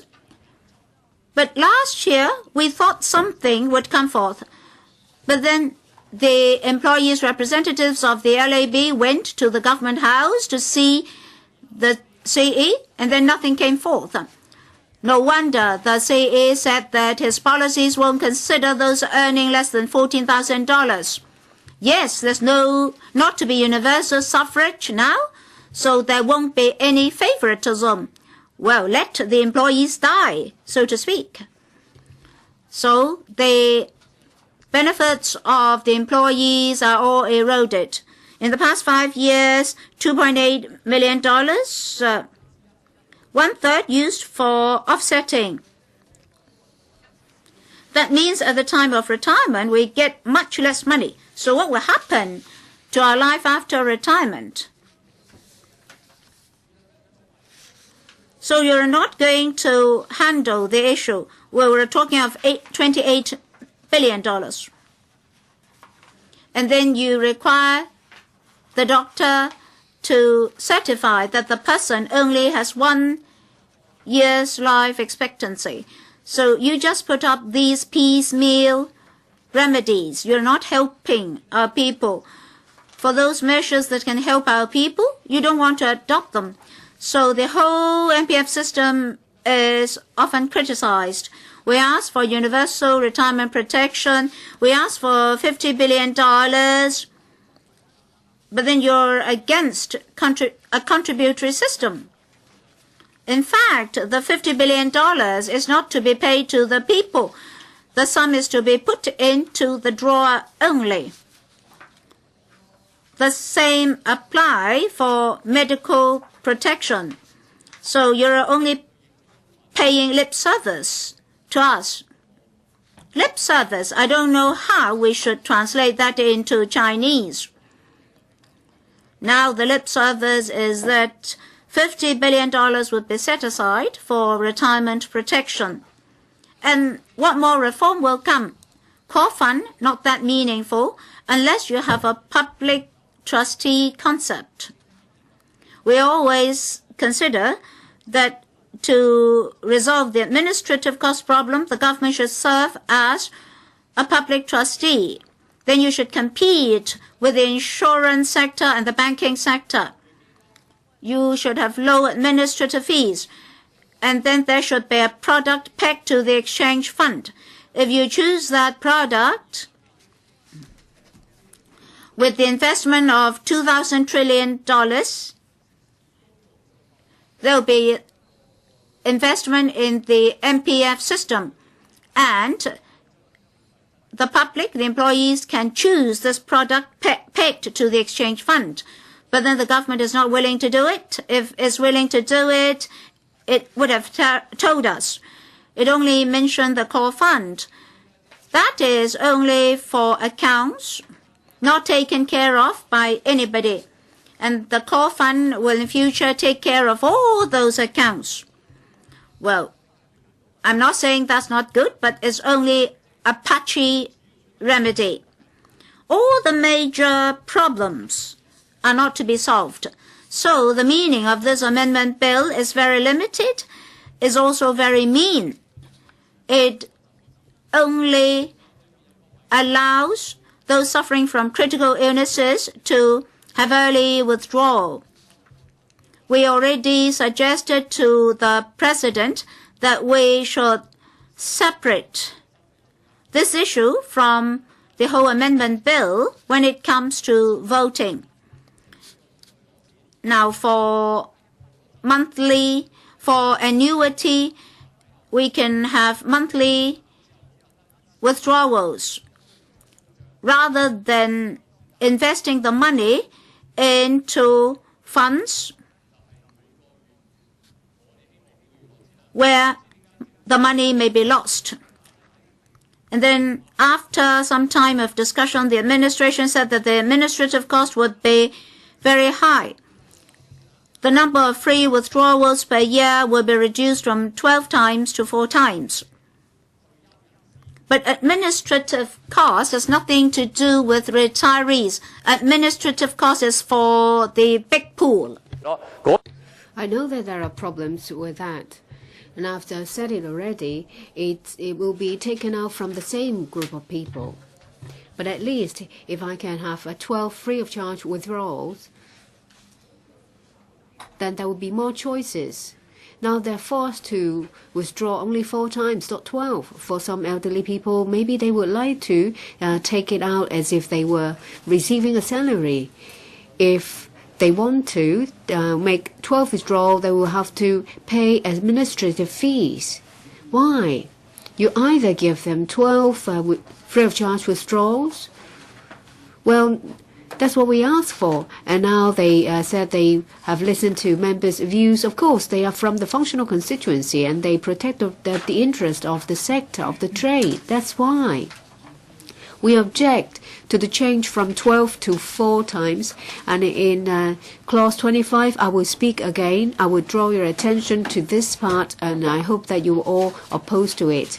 Well, it's no big deal for the administration because originally they proposed 12 times.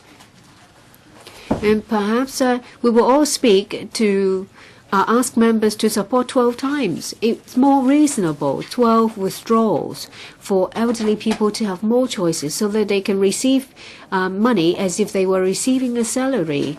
It will be better than this original plan. And you might say that, well, there's an increase in administrative costs. But whatever you do, it will increase the administrative costs. You think there is transparency?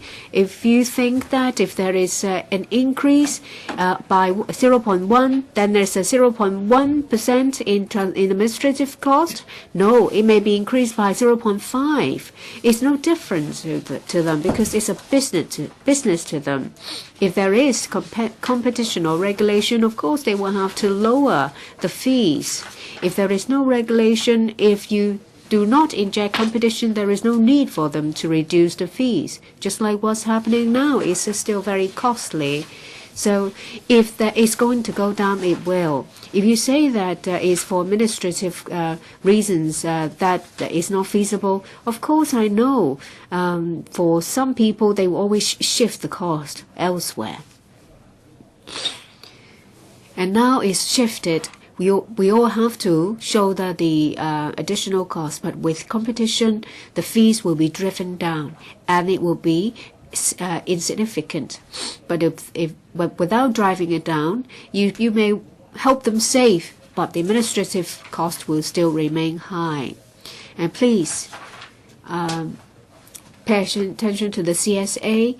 The Labour Party strongly object to that clause, and we ask the administration to abandon the band-aid approach and to introduce universal retirement protection. Does any other member wish to speak? The sit-hold. Thank you, Mr. Deputy. Well, this is not what we really desire at the MPF. We want universal retirement protection because MPF can only allow those who are working or able-bodied to make contribution. The disabled, the housewives, they are shut out of the loop. And this is what we severely criticizing the MPF for. The government has not done anything to follow up on the situation regarding housewives, for instance. In the policy address, the government is coming up with $50 billion in response to public demand. Now, we heard so much from the government officials, and and they are not supportive of this idea of universal retirement protection. And they're not throwing their weight behind it. I think the $50 billion set aside is to stop people talking about it. I'm not sure whether you're trying to stop Mr. Leung Kwok-hung filibustering, because last year he said that unless you come up with the $50 billion, he's going to be filibustering. But the money will be set aside. I mean, it will be just like the VHIS, the voluntary health insurance scheme. Unless you introduce the universal retirement protection, we won't settle for it. The management fee will be reduced from 2.1% to 1.6%. Now, the entire system is beneficial to the fund managers, not so much for the working population. Will they be able to save up enough for retirement? I doubt it. Many working people very much doubt it. If they come across an unscrupulous employer who defaults, then the MPF accrued benefits will be offset against the SP and LSP, and they will lose the benefits for the benefit of the employers instead of themselves. So this offsetting arrangement has to be done away with. It has to be reviewed.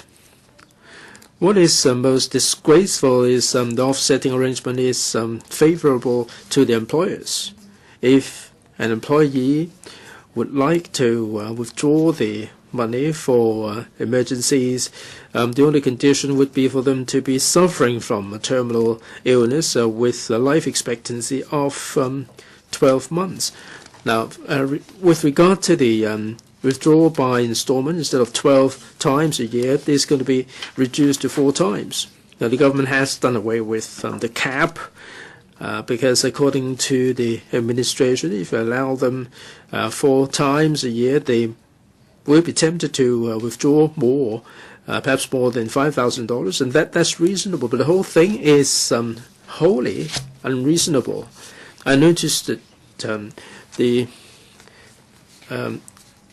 trade did say that we should take a leaf out of the book of Singapore if they take the money out to pay for the down payment of property, then it should be allowed. The business sector is prepared to accept anything if they want to save the property sector. But here, one has to be suffering from terminal illness with a life expectancy of 12 months before one can make the early withdrawal. I think that this money belongs to these people. They should be given more latitude. In particular, if they're suffering from critical illnesses, the earlier they start treating it, the better chance they would recover. I think this arrangement is very heartless and very cruel an arrangement. President, if I may turn now to a minor point, and that is the default, the time bar for prosecution regarding default in contribution. Now,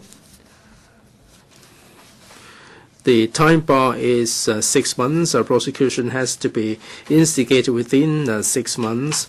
During the public hearing, even Mr. Siu-ping suggested that the time bar should be extended to 3 years or longer. And that would enable the employees to seek assistance and to follow up on the default on the part of the employers. The CTU even suggested that the time bar be extended to 6 years to bring this in line with civil liability. The administration said in response that criminal and civil liabilities should not be mentioned in the same breath, and they insist on the 6-month period. But Mr. Deputy, the default amount can be really staggering, and the employers will stand to lose their job if they have to get locked in a legal tussle with the employers, it would be very, very difficult. And if they are out of a job, maybe they have time, but if they are in employment and absence of any legal assistance or legal aid, they would find it exceedingly difficult to pit against the employers. There may be some employers who default in MPF contribution, although they pay all the wages. The amount of money may not be as large as the wages, maybe only 1% of the wages, or 10% of the wages. Now, if the employers are defaulting in the amount of a few $1,000s, then the employees may stand to lose a great deal more than they gain if they go to the Labor Department and go to the court, and they will be frowned upon for taking too many days off and so on. They're likely to be sacked, and that would take away the incentive for them to do everything within 6 months, and it's not fair to the employees as well. And the amount that they stand to recover will not be proportionate to the effort that they expend. So I hope that the administration will carry on with the review on various details like the administrative costs and whether there should be a public trustee in the form of the Hong Kong MA, and that would obviate the need for the deduction of 40% in terms of administrative costs.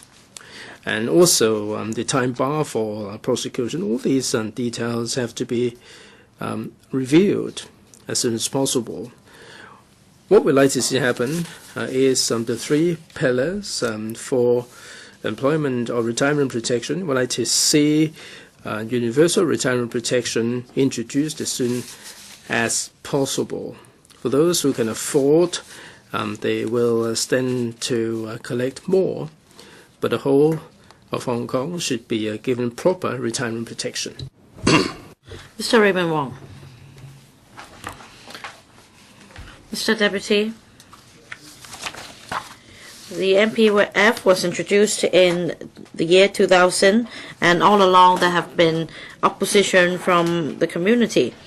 Generally, the funds from the MPF had poor investment return with high administrative fees, and the government was de facto ripping off the general public with the MPFA and fund companies. And Raphael Hui was the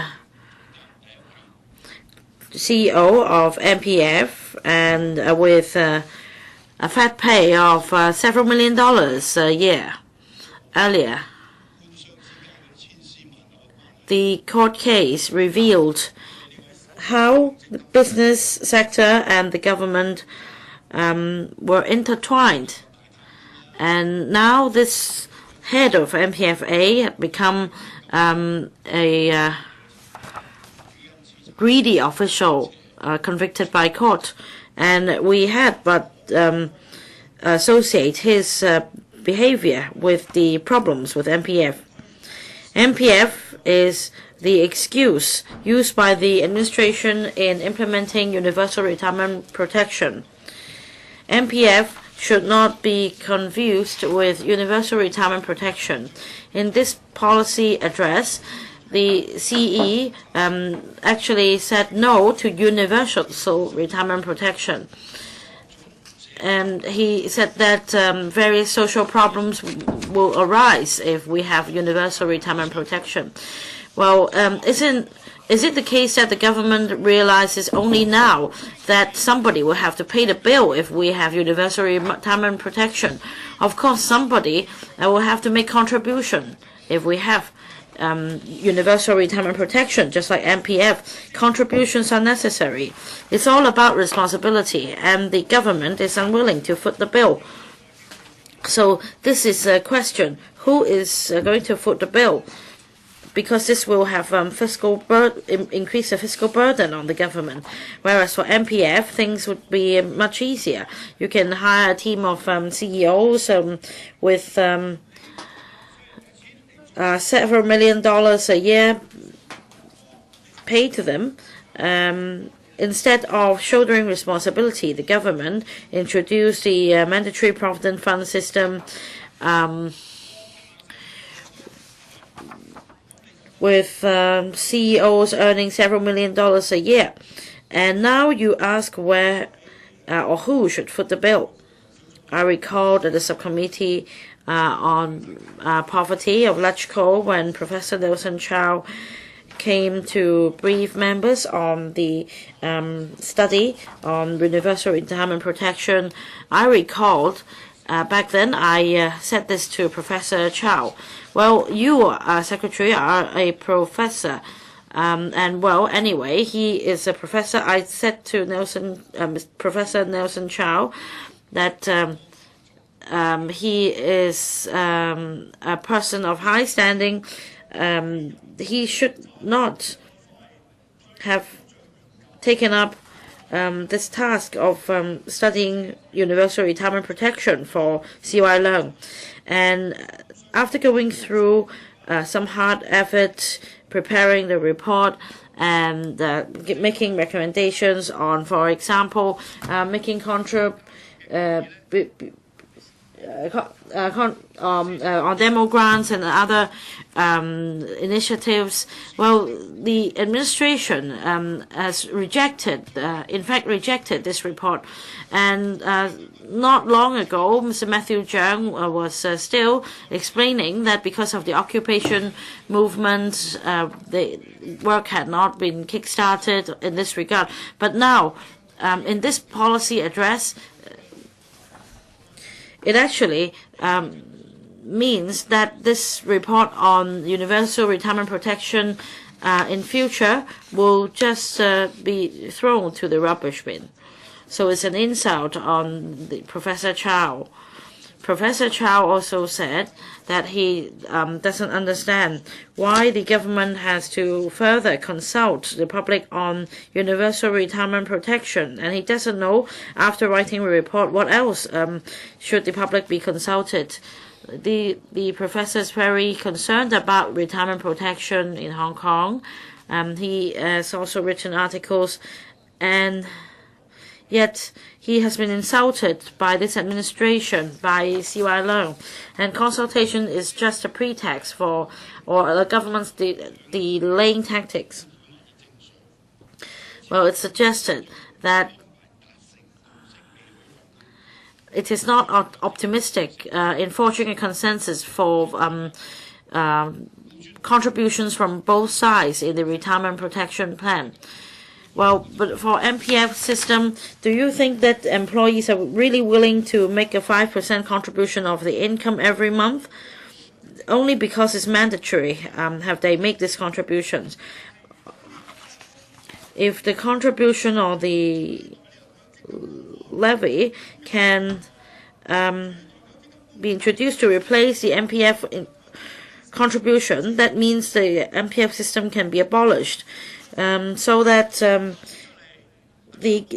for the retirement protection plan, the government makes contribution as well as employees, and the government is set to inject $50 billion, but the $50 billion could be injected into OALA or OAA, etc.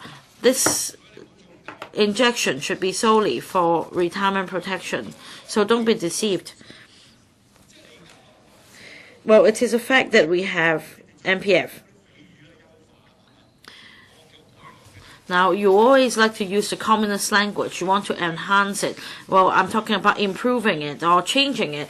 And whether you're changing it, improving it, whatever, I'm not going to agree to it because it's just window dressing. So definitely, I'm going to oppose this amendment bill. it is not easy to start afresh by abolishing the system, the MPF system, and set up the retirement protection system.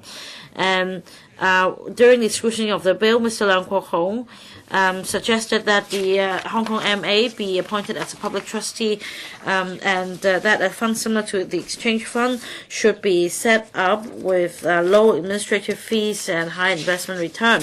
The administration had already said no, but I think we could reconsider this idea so that it can become a transition for introducing universal retirement protection in the future.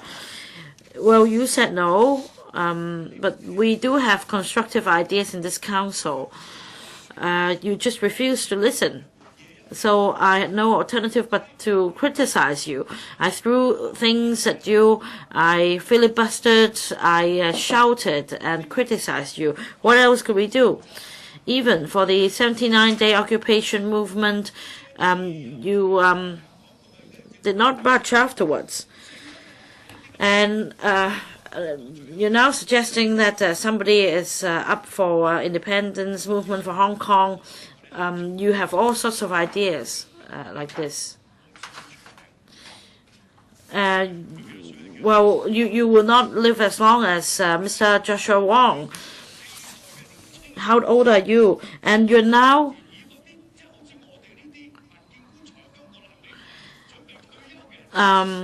treating young people, treating people like us as enemies. KK Chan, your boss, is treating 2 generations of this community as enemies, and you've now set up the Hong Kong Youth Cadets, or Hong Kong Youth Army Cadets. You are depriving Hong Kong people of their rights, and you are tightening up the free speech in Hong Kong, and this is what you find pleasure in doing. We asked you to introduce universal retirement protection, and yet you just came up with amendments and small changes.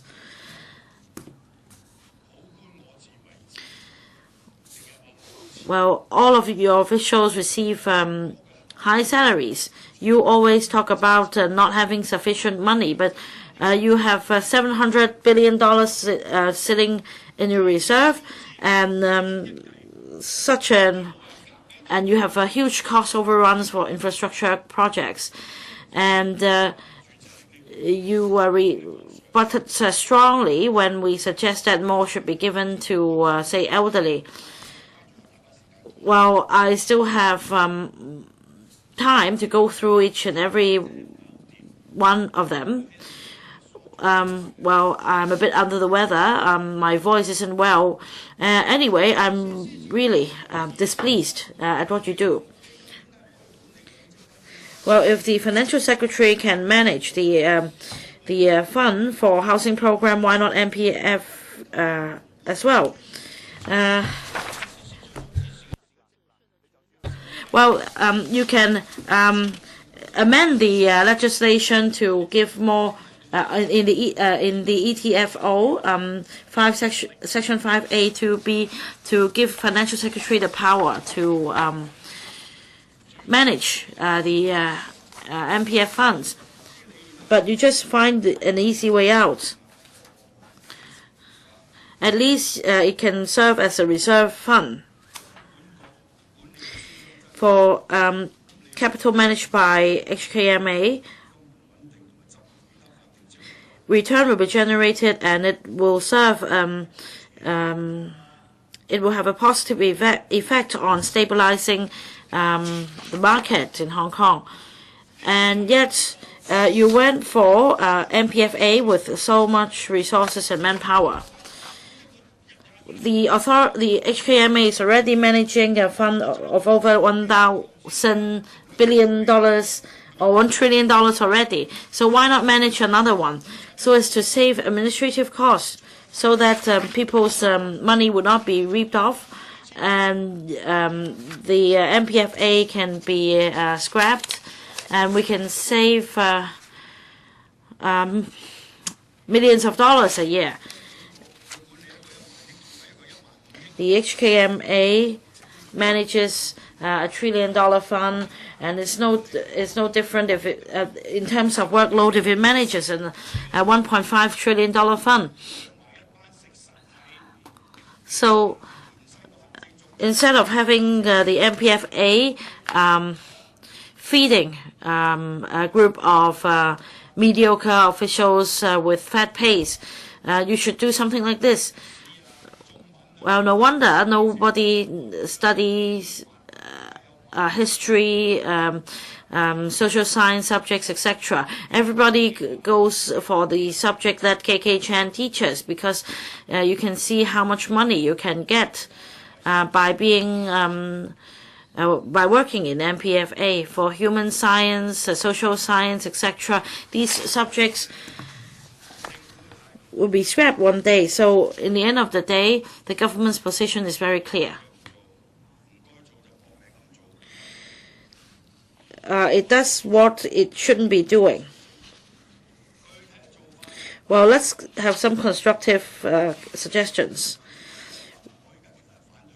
In fact, I'm against MPF. I have opposed MPF all along, but anyway, just to throw some ideas for your consideration, Professor, because I'd like to save administrative costs, and in fact, we have no we're unable to overturn the MPF system anyway. We have just a few pandemics here, and for the pro-establishment members, of course, they're going to support the government. For employees, well, I'll come to more details about critical illness, etc. when we come to the CSA stage.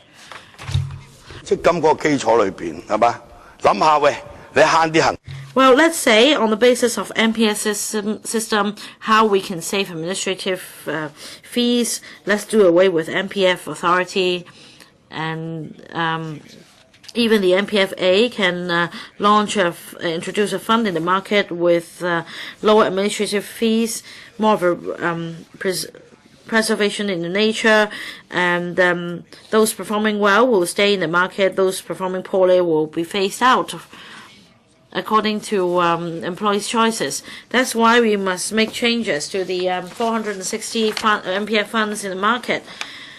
If the fund, well, if it takes up a larger share in the market, then you can then have this system transition to the Universal Retirement Protection Plan. But definitely, you're not going to do it. Your time is up, Mr. Wong. Mr. Leung Kwok-hung. Thank you, Mr. Deputy. Well, there's now another change with the MPF because there has been a lot of complaints. Why do people complain? It's just like the constitutional reform. When the colonial government was ready to leave, was about to leave, a lot of labor unions and grassroots groups asked the colonial government to set up some kind of fund because there is no retirement protection. I remember Ms. Chen Yun-han was the lawmaker then. She said that you have to pocket it first, even if it's a rotten proposal. Well, I think that she's been keeping that rotten proposal in her pocket for over 20 years. And finally, after a long time, is implemented. What does it mean when someone is so ill that that person is incurable? Well, now the CY Leung team and the CY Leung gang use slogans, and it seems that they are always used. They said, well, if you don't pocket it, you won't have anything. It's a great improvement. Li Fei, Jiang, Rong Xun have said it so much that it has lost its meaning.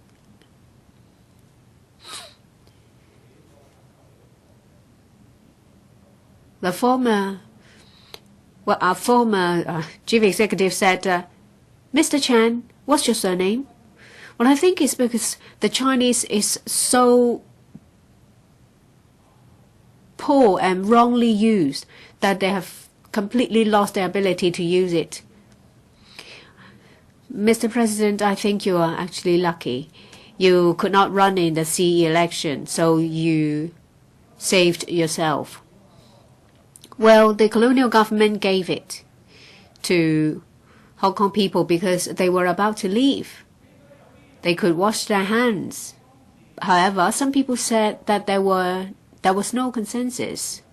The rich said it simply wouldn't do. Well, I think history repeats itself. There is another bad guy. It's called Chen Zhou-er said that, well, it's a train wreck. Then why did he ask his daughter to come to work in Hong Kong in the Ocean Park? Mr.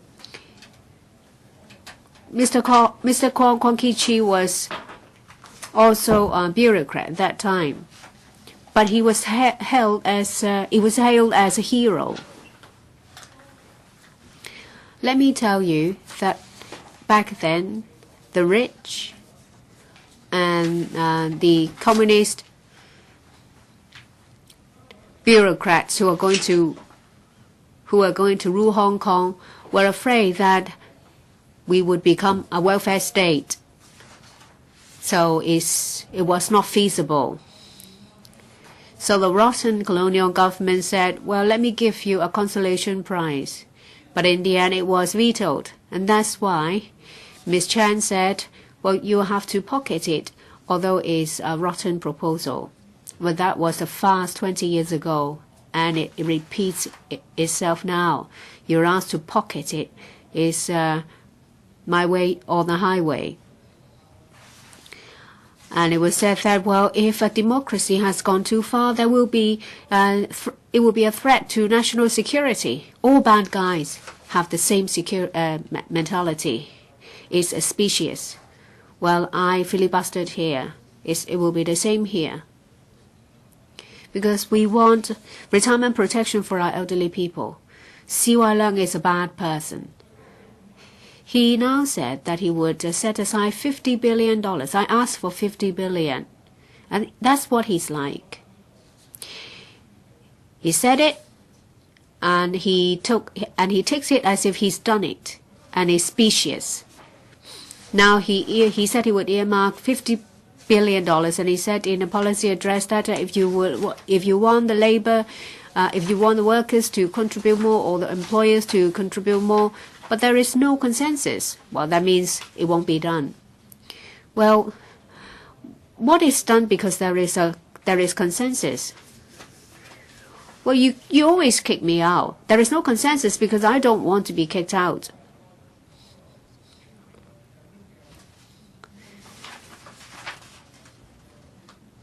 Well, should we adopt the same approach like Chi-wai that we should have a consensus before we do anything? Then you will never be able to kick me out because I will never agree to that. So that's superfluous. President, you said that, well, you are empowered by the basic law to do this and that. And when I stop your filibustering, it's not for you to say, Mr. Leung. But this government was selected by just over 1,000 people. But they have the duty to do something to resolve retirement issues, especially when you're running for the position. Well, of course, well, it wasn't said that it wasn't disclosed that you dug a garden for yourself. You didn't say it in your manifesto, but you said it expressly that you would resolve retirement issue for Hong Kong elderly people, and you said that in the appropriate time the money will be set aside.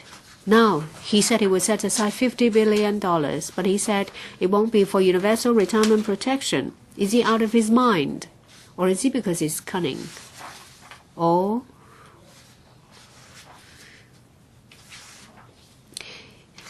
the case that his subordinate conceals certain facts from him?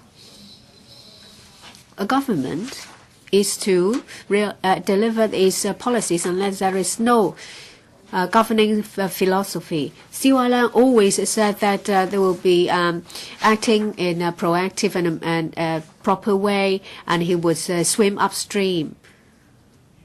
Well, if that is the case, will there be intervention by the government if there is a need for administrative fees, or if there is a need for both employee and employers to contribute more? Shouldn't you legislate for it? Professor Chen, you came here with this Band-Aid amendment. What's the point? Well, I remember. Well, the good thing about ATV is that they always rerun the same thing, including the news. Was Mr. Ford.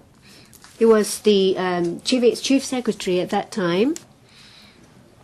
And at that time, well, we had Henry Tang sitting behind him. He was skinny then. And it was said very clearly that if there is a retirement protection, the first and foremost thing is that there should be, the business should be guaranteed for the business sector. So if Hong Kong people were to have a retirement protection, it should be done after the business sector will continue to make a profit. Otherwise, it won't be done, or it will be done with half-baked effort. So this MPF is just useless, because all of a sudden you have an intermediary charging a hefty fee. Well, with an appointment system or a small circle election, you see how rotten it is. Raphael Hui was the first CEO of the MPFA.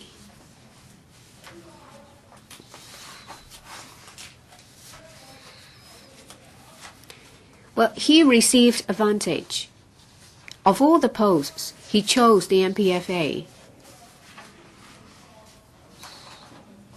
The MPFA was there to protect the business of MPF.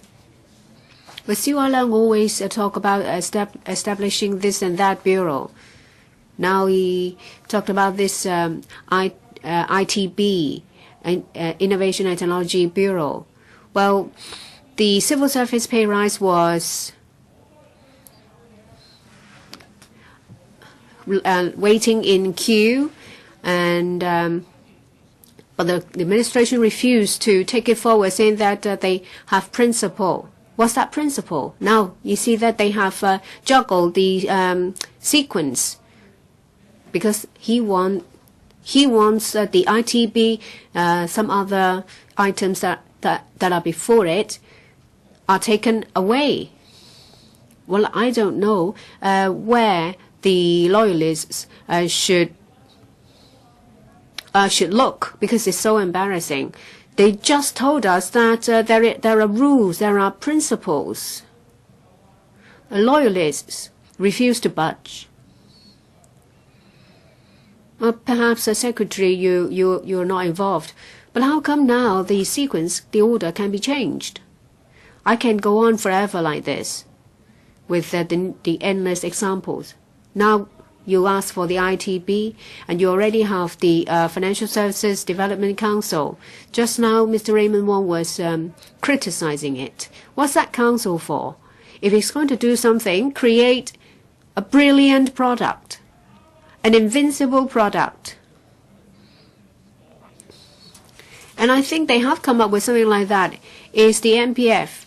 Well, it should be a product that replace MPF, that will give the same effect as a universal retirement protection, or the funds should be given back to everyone who's paid into it.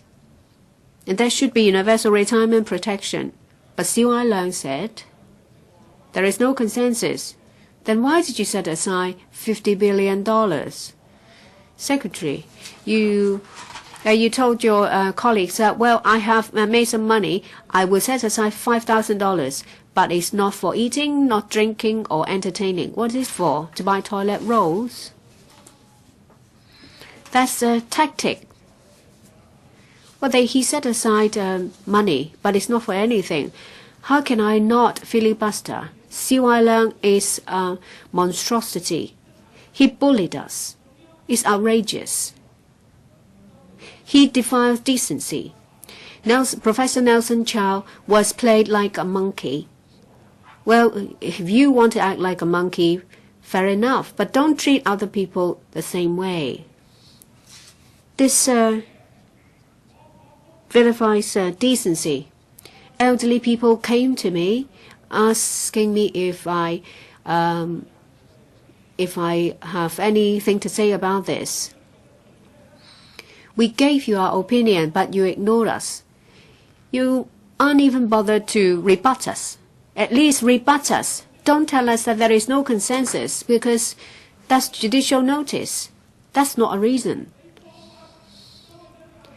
Rebut Professor Nelson Chow.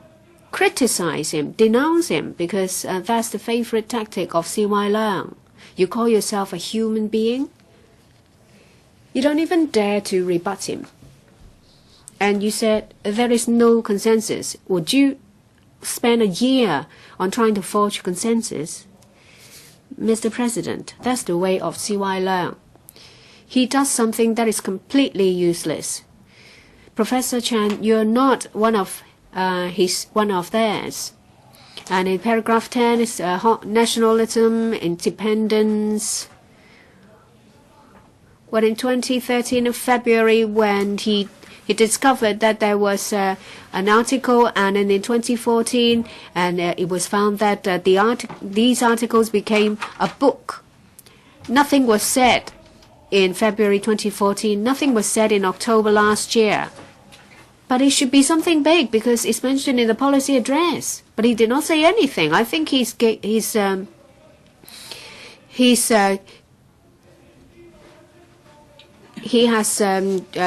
showed us what it's actually like. He should be honest.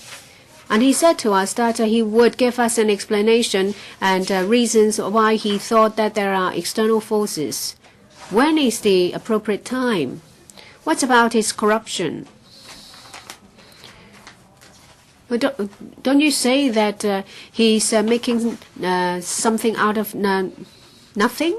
In 2014, when the umbrella movement was going on at full swing, why did you not say anything? Because there were numerous students and youngsters participating. Nothing was said in October, and he said something else. That's typical Siu-ping. Raymond Wong was wrong. It's not that he's a waste of space. It's not that he's already 1 foot in the grave. He's simply a waste of space. Well, I think if he dies, don't bury him because he will poison the earth.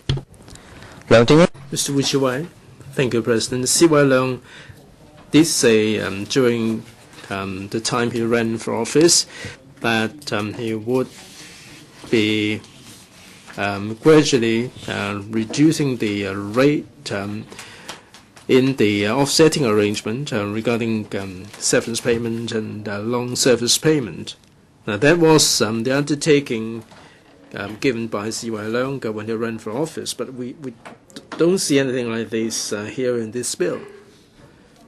The MPF was from day one intended to be one of the pillars for retirement protection, but when the bill was enacted, the government tinkered around the edges by introducing the offsetting arrangement. So instead of being a pillar for retirement protection, this whole thing has been watered down. Over the years, the amount of money offset against the SP and LSP has been $20 billion. Of the $500 billion, $20 billion has been used for offsetting against the SP and LSP, and this is a staggering amount. And this is something like 5% of the entire pool. If you come to think of it, over the past decade or so, in terms of the investment return, it would be difficult enough to achieve 5% in return. Obviously, if you look at the high administrative costs and the rate of return, many working people feel that this MPF cannot be a pillar for retirement protection. It is only there to fatten up the fund managers. So if this is the case, the MPFA or the administration should seriously review the MPF to see whether it is able to achieve the desired effect, and that is as one of the pillars for retirement protection. It is often emphasized that to make it become one of the pillars for retirement protection, the employees have to look at the long-term return, the long-term performance, instead of just gazing at the short-term snapshots. So if this is the case, then there shouldn't be hundreds of choices available to the scheme members, because this is all bewildering to the scheme members. And there is a lot of publicity there is a lot of publicity from the fund managers that are tempting the scheme members to transfer to their own funds. But they often add the proviso that the performance that we're achieving today doesn't represent future performance. It's just like a game of chance. I may be losing today, you'll be winning tomorrow. To a certain extent, the government and the MPFA has the obligation to think about it. By giving a bewildering range of choice, it will lead to high administrative costs, and it will be difficult for the employees to pick and choose. If you look at the other figure, you find that the situation is very dire. The Hong Kong MA is managing the reserve $1 trillion or more. But according to the annual report, the Hong Kong MA, together with all the rest of the administrative costs, is spending $4 billion. The trustees' fund is $1.3 billion. In other words, if this is managed by the Hong Kong MA, the admin cost, even if we have to pay a staggering amount to Norman Chan, we are still talking about 0.04% in terms of admin costs. By comparison, as some other fellow colleagues alluded to, the cheapest admin cost of MPF is 1.3%. The higher one would be 3.6%. The Hong Kong MA can offer a return over the past 10 years of something like more than 4%. But and on average, it will be something like 5% in terms of return. So, Mr. Secretary, can you tell us, under the MPF trust fund, how many funds are able to achieve a return, annualized return of more than 5%? Now, you might argue that we can look at the platform and so on, but even as people like us who are sufficiently aggressive, now we would put all the money into the aggressive fund, but I mean even so, we never seen a return of 5%. Now, your annual return is nowhere near as what is achieved by the Hong Kong MA, and the admin charges are so much higher than those charged by the Hong Kong MA. You have a problem accounting for yourself in the face of the working population. The government still steadfastly refuses to review the whole function of the MPF, and they are merely tinkering around the edges, and they're telling the employees to make continuous contribution. They're asking the employees to trust them, By the time they retire, this will become one of the pillars for retirement. Of course, this is a pillar, but I'm not sure how sturdy this pillar is going to be. Is it going to be sturdy enough for 1 year, 2 years, or 3? If the pillar is so fragile, how can it become the strong pillar for retirement protection? So on the question of MPF, if the government doesn't want to conduct a written branch review to see whether the MPF is able to achieve the desired effect, and that is to become one of the pillars for retirement protection. The government has never analyzed the performance of the MPF trustees and what level should they be measuring up to in order to offer sufficient protection? Or should we make the minimum return on the same par as that achieved by the Hong Kong MA? In absence of all these data, and the government is merely tinkering around the edges from time to time, it doesn't help with the global picture. And this is not going to be a strong enough pillar for retirement protection. You can blame the fellow councillors in saying that the government is merely hiding behind the MPF, and so that they don't have to talk about the universal retirement protection. Or they can talk about the universal retirement protection as if it is a scourge. I mean, MPF is a scourge in itself. Everyone has to make investment. If it cannot achieve the purpose, then MPF is not able to achieve what it is set out to achieve. So will the administration conduct a written branch, detailed review of the MPF and to see whether it is able to achieve what it is set out to achieve? Will the Secretary tell us, according to the original intent, all these MPF trustees should be able to achieve a certain level of performance before we would be assured of retirement protection? I think the minimum that they should achieve would be running ahead of inflation. All the economics textbooks are telling us that if you cannot run ahead of inflation, then your purchasing power will be diminishing and you will see your money losing value. And how can we be assured that the MPF is going to be one of the pillars for retirement? So, Mr. Secretary, you always an explanation later on when you speak as to how you see the MPF in terms of the minimum return. Just like the Hong Kong MA, the FS does impose a minimum requirement as a benchmark for its performance. Mr. Casey Chen, Secretary, are you going to do that? Will you impose any benchmark to make sure that they will be pulling in the same direction?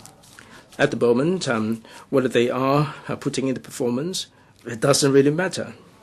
If they underperform, there is no penalty. If the performance falls short of the original intention, they don't have to be penalized. And it is the employees who get penalized financially. Now, the offsetting arrangement under the MPF is obfuscating the two concepts of retirement protection and other benefits.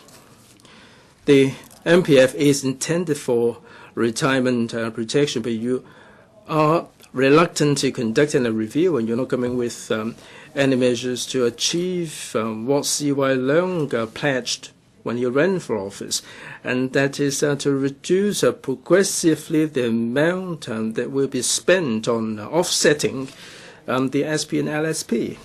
It's just like the minimum wage. Every 2 years, you have a cycle of review for adjustment. This is stipulated in the law. Whether you like it or not, you have to do it, and you have to face up to the issue. Anyway, there is no free lunch in this world. Now, if this is adopted, the whole the cost element will increase.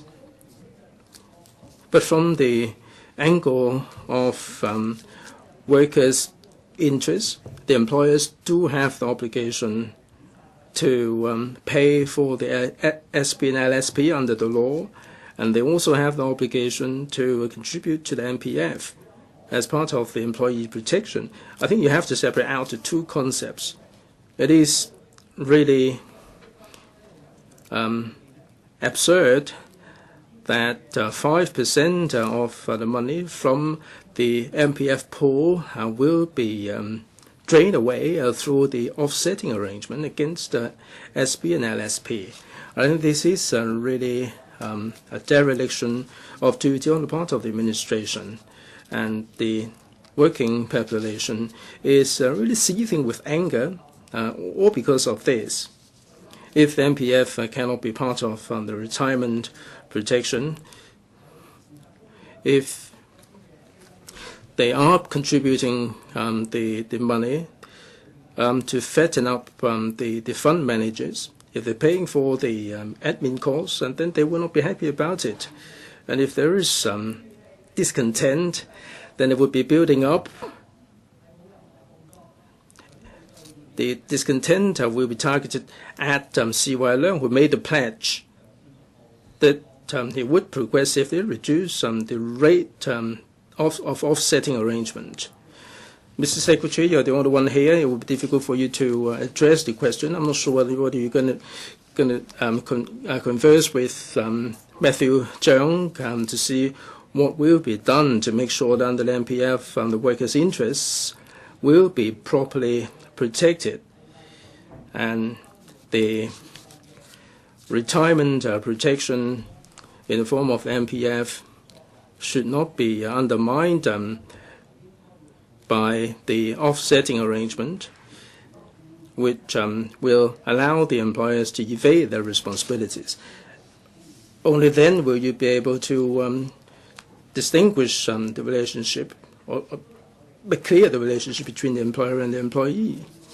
And notwithstanding the discontent, there would be an opportunity for them to breathe a sigh of relief. And they would then know that the government is prepared to go the extra mile to resolve the problems. I hope in just a few moments the Secretary will tell us in no uncertain terms that the offsetting arrangement is going to be reviewed, and also you're telling the employees that the trustees of the MPF should measure up to certain benchmark, and when they exercise the choice, they wouldn't know what to do. Thank you. Dr. Kenneth Lau. Thank you, Mr. President. Now, the mandatory Provident Fund system was introduced in December 2000, and there have been tweaks and tinkers a number of times. We're talking about this MPF Amendment Bill 2014. Now, when we talk about the MPF system, I have this comment. It has inherent problems and shortfalls. Before the year 2000, the Hong Kong SAR government hastily passed the bill on MPF system, and the government copied from the Australian Superannuation Fund. But judging from the economic and demographic structure of Australia, I really have no idea why the government had decided to copy from such a complicated model.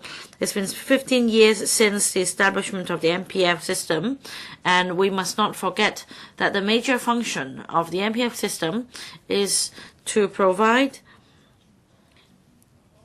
an important pillar for retirement protection for employees. At the time when the MPF ordinance was passed, the SAR government also said that after introducing a mandatory Provident Fund, it can also help bolster Hong Kong's status as an international fund management center. Well, this is true, but this is not the primary goal, Secretary. The primary goal should be, and let's not forget, that the MPF should be one of the important pillars for retirement protection for our employees. This is important for our retirees. Now, coming back to the salient points in this amendment bill. Now, one proposal is to allow phased withdrawal of MPF accrued benefits on retirement. The other important direction is for early withdrawal of accrued benefits on the ground of terminal or critical illness. The other proposed amendment is to extend the prosecution time bar from 6 months to 3 years. Now, these major directions for reform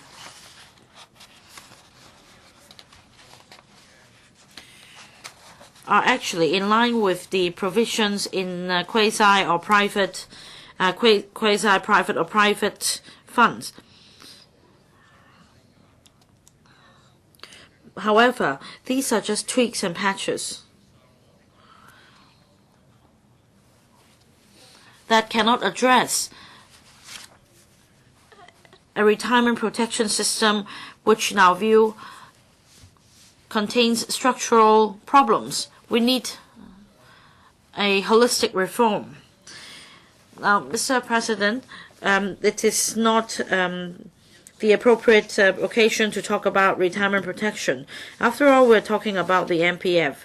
But may I address you on the shortcomings of this monster?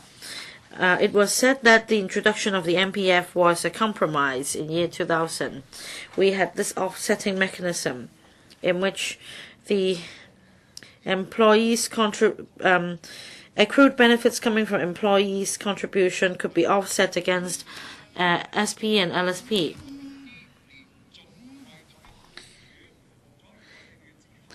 Now, for severance payment, it's payout due to redundancy to employees who have worked for an employer for a continuous period of time, and the severance payment is pegged to the period of time the employees have worked for the employers, subject to a cap. Whereas for long service payment, LSP, it is for employees who have worked for the same employer continuously for 5 years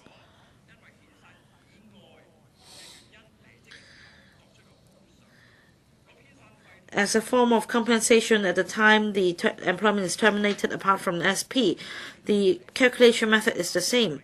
The employee, on leaving employment,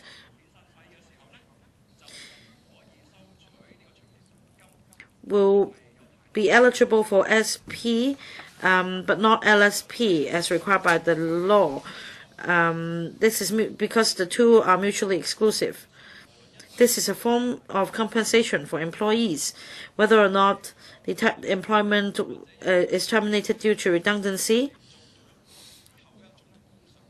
or whether it's a form of compensation for a loyal employee who has worked for an employer for 5 years continuously. So it is entirely different from MPF as a form of retirement protection. However, at the time when the MPF system was introduced, and of course this was also a compromise with between employees and employers, and the message that is brought out is that when we want to reform the MPF, we need to consider the employee's choice arrangement or portability, because the employer also has an interest in the MPF accrued benefits. If the offsetting mechanism is not scrapped with ECA, it would mean that the employee could choose to transfer the MPF accrued benefits to another service provider. But that means will be more difficult to implement the arrangement. Definitely, it will entail very high administrative costs. So I agree with members in this council here that when we conduct a review, we should first of all review the offsetting mechanism, because in the first place it has nothing to do with retirement protection, and also it also poses obstacle to the full portability of MPF. The second point I'd like to talk about is about transparency of the MPF funds. Now, to an employee,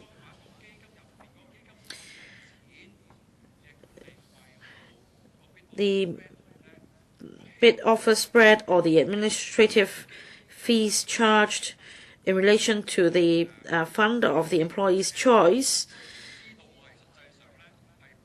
I mean, even for I myself, when I read the annual report, I have no idea the administrative fees involved, because I only see that a certain percentage is given to the manager, and another certain percent given to the investment manager. So can we simplify the layout and let all members know? Say, for example, for a contribution of $12,000 this year, how much of the $12,000 invested actually goes to various service providers? This is important, because telling me a certain percentage is pointless. It's so equally meaningless for employees and investors. Thirdly, I'd like to talk about the core fund. That is to say, very soon, a core fund or several core funds would be set up so that employees having no idea how to build up their portfolio could make contributions to the core fund instead. But what should constitute the core funds? It's very fake. The most important function of the core fund is for members without any experience in investment to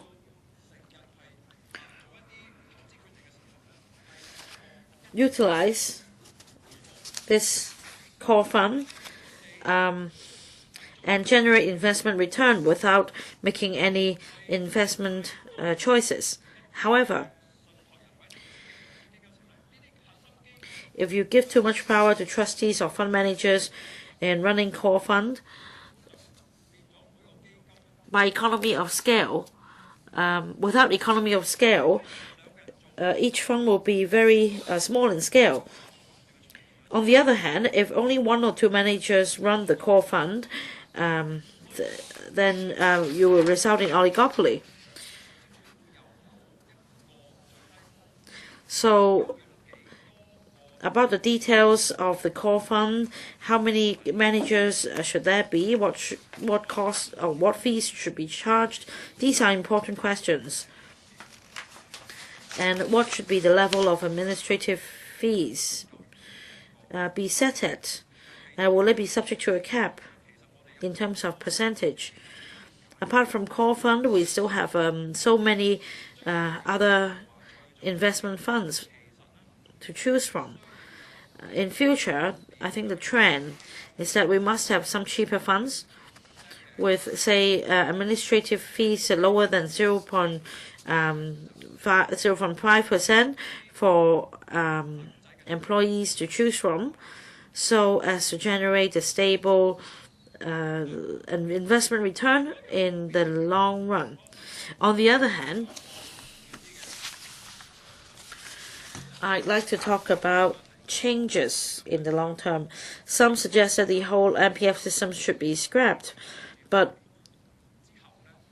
realistically, I think the MPF system will continue to be in place in the coming few years, or indeed in the coming decade. It's all about making changes to it. We have 19 trustees. We have 39 MPF schemes in the market. So in relation to our total population, we have just 39 schemes. And we have a free market. Under the Darwinian spirit, I think, and I hope these 39 schemes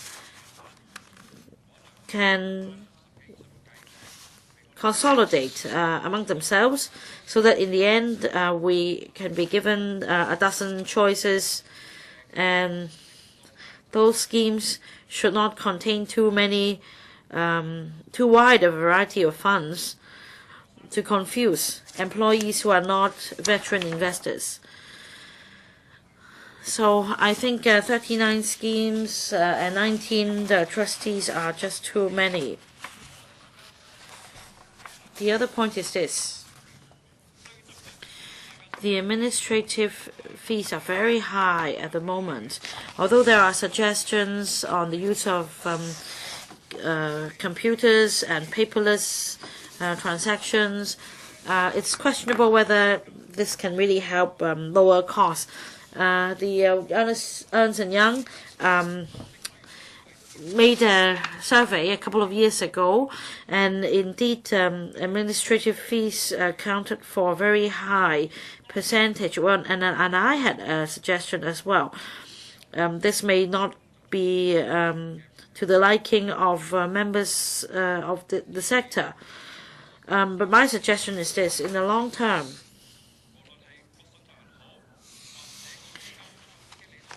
be it the trustee or the investment manager or the fund manager, all MPF funds should be private funds. However, we can provide a central administrative platform for everyone's convenience. Whatever scheme you join, whatever trustee is involved, all transactions can be dealt with under this centralized administrative platform. Have you considered by how much we can lower our costs and fees by having this central platform?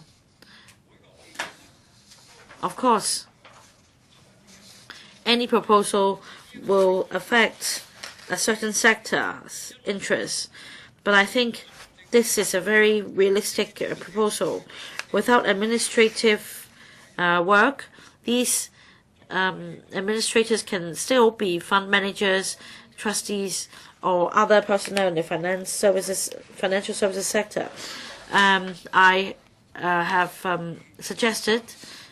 made this suggestion to you, Secretary, a number of times. So please think carefully how we can give major reforms to the MPF system.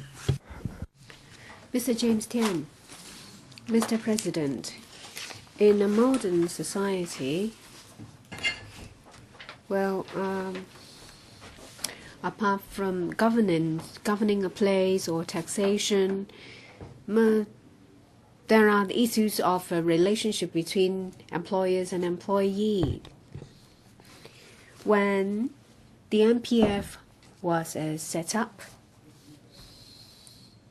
I was a member in LegCo, and just now a few members have spoken. They are quite new. And I represented the business sector, a functional constituency. And a lot of people in the business sector said that, well, I employ someone. What's the relationship? Is employer-employees. I give you a wage, you work for me. You may get a promotion, you may change your jobs, and that is something else. So, is it here to stay, that employment relationship? If not, then why? Is it my responsibility to take care of the retirement of my employee? Why isn't it something the employee has to consider? Why is it not the responsibility of the administration? Why don't the employees save up?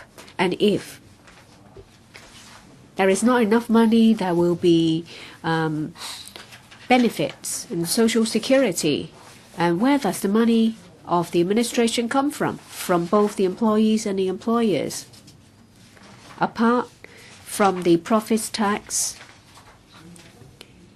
and from employees' salaries tax. So actually, the money the administration has is from both employees and employers. So the Liberal Party at that time had great reservations when it comes to this monetary fund because businesses have already put aside retirement protection. Say, for example, 5% contribution from both sides is an also. It's called also.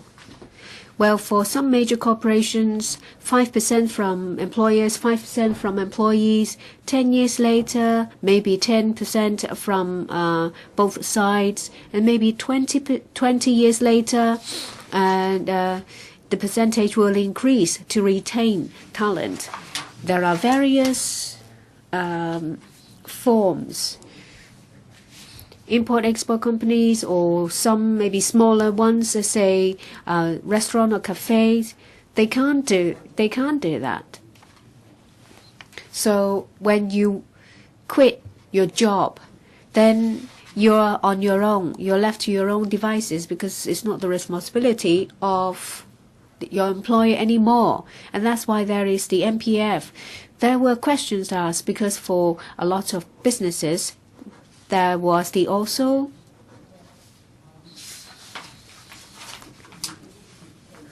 These companies used the money to invest, and the rate of return was much higher than that of the MPF, but we did not expect that the performance of the MPF would be so poor. And at that time, the one who advocated it most was Raphael Hui. He was the secretary of the FSTB. There were questions, and now we know that he's not very good with managing money. And later he moved to the NPFA to be the CEO. And everyone was disappointed. We would like the 5% that we have contributed to generate a profit, whoever manages it, so that there will be a bigger sum for our employees. Why is it so poorly performed? Well, there is this offsetting mechanism. You will have to consider from the perspective of employers. You work for me. I will contribute for your retirement, but there should not be double benefit. But for employees, they say we need double safeguard. Well, what about long service payment? It's for your retirement. So there are two payments for your retirement, 5% towards the MPF and another sum from the long service payment. That is illogical. That's why the administration said that the 5% from employers can be offset by long service payment. The part contributed by employees will not be touched. That is perfectly reasonable. Well, you employ someone and you contribute 5% of his salary, and then when he leaves his job, say 30 years later, you have to pay him long service payment on top of that. Why would he be given two separate payments for retirement? So it's not the case that something is taken away, the right of an employee is deprived. Well, for your retirement, you will be paid once. Severance pay is something different, because if the person is fired, you will have to pay him. And as to whether that sum can be transferred elsewhere, according to the existing law, well, employers are not happy because 10% from both 10% total from both employers and employees. Well, employee will choose the products. If those of a higher yield are chosen, then there is higher risk. How come when there is a loss, employers will have to pay towards that loss? How come that when an employee has chosen a more aggressive portfolio, when there is a huge profit, it will be pocketed by the employee, but when there is a loss, employer will have to make up the loss. And in order to protect themselves, of course, most employers will use bigger banks, bigger bigger companies, and of course, the charge as a result will be higher, and they will be like 3 or 4 products, and they won't be too good. Of course, I myself will not choose it because I will prefer higher risk ones, but I myself shoulder the risk. Well, you can't have your cake and eat it. If you want bigger profit, there will be higher risk. So if this is to change, well, if someone will be unhappy. And of course, employees will be unhappy, and then employers will not be happy if the offsetting mechanism is changed. Can the management fees be reduced? Can transparency be enhanced? If the product is more aggressive, then if it's a choice made by the employee, and the loss is to be paid by employers, well, that will have to be changed. And if the employer is to pay for the loss, then it should be for the employer to choose the product. The latest topic is universal retirement protection. Because everyone's seen that the MPF is poorly performed, and they would like something else. The original legislative intent is not for people to live solely on the MPF. It should make up 1/3 of your retirement expenses.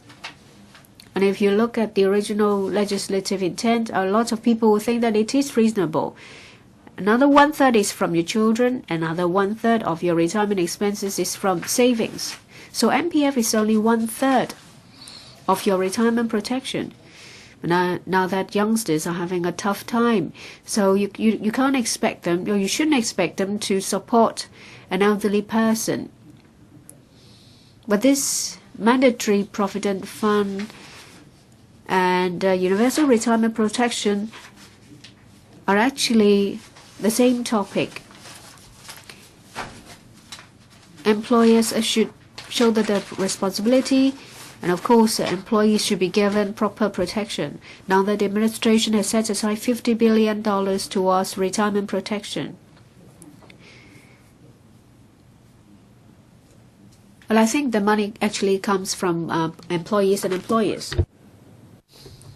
Does another member wish to speak?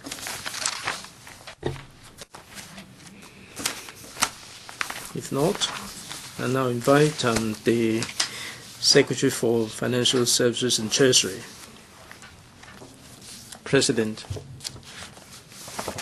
I wholeheartedly thank the Bills Committee Chairman of the bill, Mr. Chen Kim-paul, the Secretariat and the legal advisor for putting in the effort to ensure that scrutiny is done successfully. I'm also grateful to all the deputations for expressing their views. There have been 6 meetings held at the Bills Committee to scrutinize the bill and offered valuable comments. The government will introduce the CSAs at the committee stage in just a few moments. The MPF was introduced in December 2000. It has been around for 14 years. This kind of system would take about 3 or 4 decades to mature. So the government and the MPFA have been, depending on the market situation, the views of the stakeholders and the market development, launch improvement measures to protect the interests of the scheme members and make sure that it is one of the pillars of retirement protection. Between 2000 and 2014, if you look at the annualized rate of return, if you deduct the costs, it is 4.2%. In the same period, for comparison purposes, the increase in the CPI is 1.8%. The purpose of the bill is to amend the provisions of the MPF ordinance and the subsidiary legislation, as well as the also ordinance, to allow the scheme members to withdraw their accrued benefits in a flexible manner, to reduce the compliance burden on the part of the trustees, and also to drive down the fees and charges.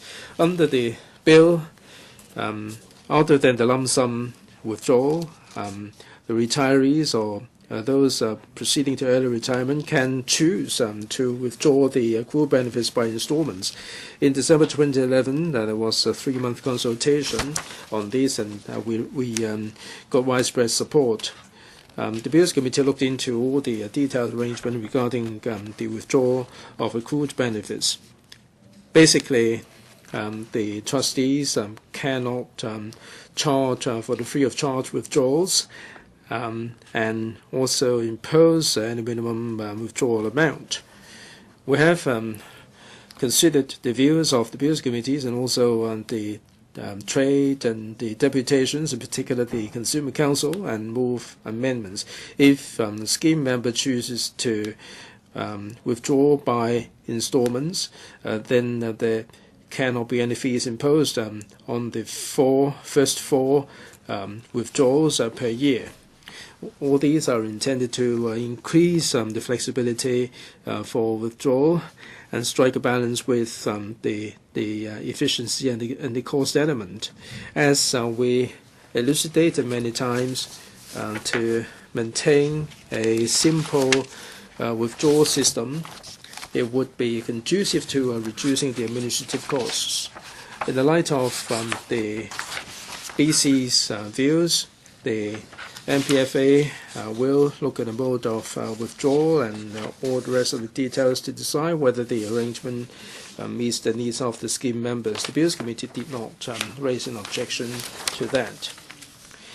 Also, the scheme members, on the basis of early retirement, permanent departure from Hong Kong, death, total incapacity, or small amount, choose to withdraw the accrued benefits early. The bill also proposes that terminal illness will also be one of the grounds for early withdrawal. Terminal illness means that an illness that leaves the scheme member with only 12 months of life expectancy, and this has to be certified by medical practitioners and Chinese medical practitioners. And this arrangement is the result of a discussion by the professional bodies, and we had regard to overseas practices, and there will be guidelines for the medical practitioners regarding the time restriction. These will also be more effective in implementation.